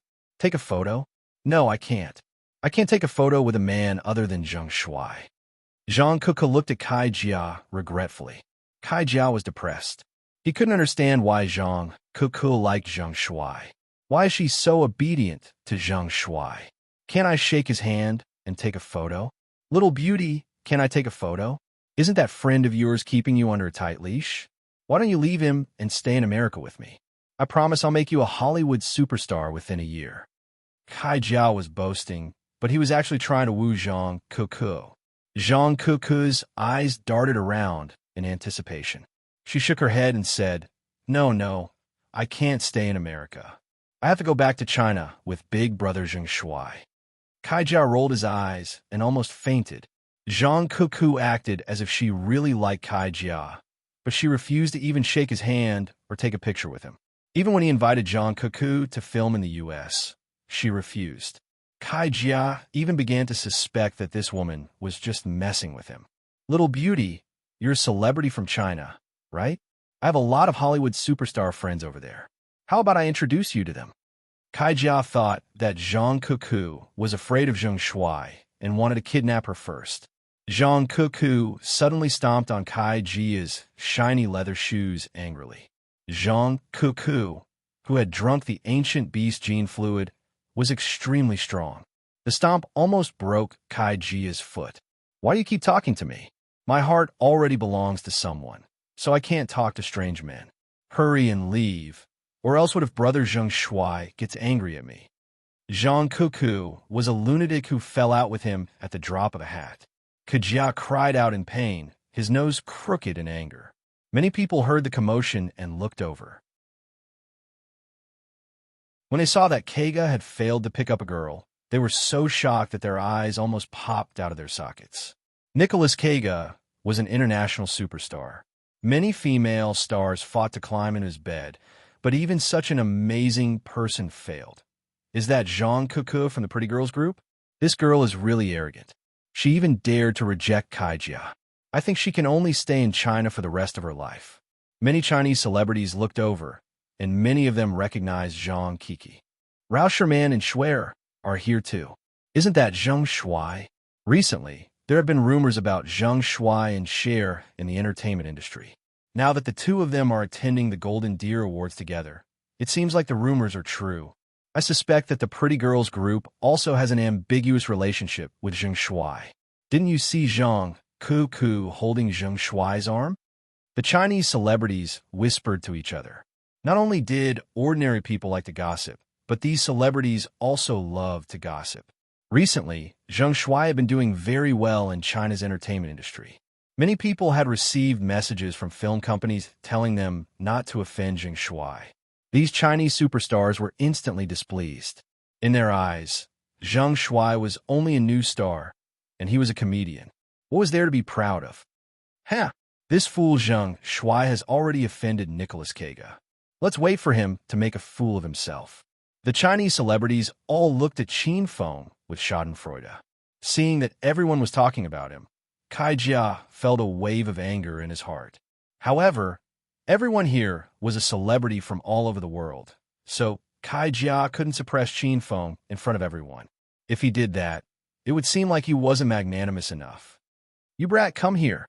Kega hid in the corner of the crowd and wanted to avoid the limelight. He waved his hand, and a security guard immediately ran over with a smile on his face. Superstar Kega, what business do you have with this little brother? Nicolas Cage was very famous in America. The security guard was elated to be able to speak with this Hollywood superstar. Do you see that ugly man? When he's on the red carpet, chase him off for me, Cage said as he secretly pointed at Zheng Shuai. The security guard took a glance and realized that Zheng Shuai was really ugly. Superstar Cage, you're that Chinese pig, right? Don't worry, this person just offended Master Cage. I'll definitely make him make a fool of himself. The security guard didn't even think before standing on Cage's side. This was America, and Nicolas Cage was a Hollywood superstar. Zheng Shuai was only a new Chinese star, so the security guard didn't put him in his eyes at all. After arranging things, Cage felt much better. He swaggered back into the crowd and continued to talk and laugh wittily and wittily. More and more celebrities gathered at the venue. The men were dressed in suits and looked very handsome. The women were dressed in cheapao dresses and looked very beautiful. Wow, the Cannes Film Festival has started. The doors to the inner hall are already open. Let's go in. Suddenly, a wave of exclamations came from the crowd. A few Hollywood superstars had already started to walk on the red carpet. Seeing this, Qin Feng also prepared to enter with the four women. He wanted to get the Golden Deer Award as soon as possible and leave America. Wait, you can't go in. A security guard rushed towards Qin Feng the moment he stepped on the red carpet. Rauscher Man and the other three women were shocked. They didn't know what was going on. Hey, why do you have to stop Big Brother Zheng Shuai? Get out of the way. Zhang Kuku was instantly displeased. This security guard was the one that Cage told him to. Naturally, he wouldn't let Qin Feng enter. Why are there so many reasons? You really want a reason, right? This man is too ugly and affects the overall aesthetic of the film festival, so he can't get in. The security guard glared at Qin Feng confidently. Qin Feng wanted to yell at him to death when he spoke the truth. Everyone in front, make way. Get out of the way. Just when the security guard stopped Qin Feng, a sudden roar came from behind. The people present were all superstars from all over the world. Regardless of whether they were well-mannered or not, they had to pretend to be gentlemen on the red carpet. Who would dare to curse? Everyone stopped in their tracks and looked behind them in astonishment. They saw a group of muscular men in black suits and black sunglasses rushing towards them. There were about 20 people. The man who was leading the group was wearing a white suit.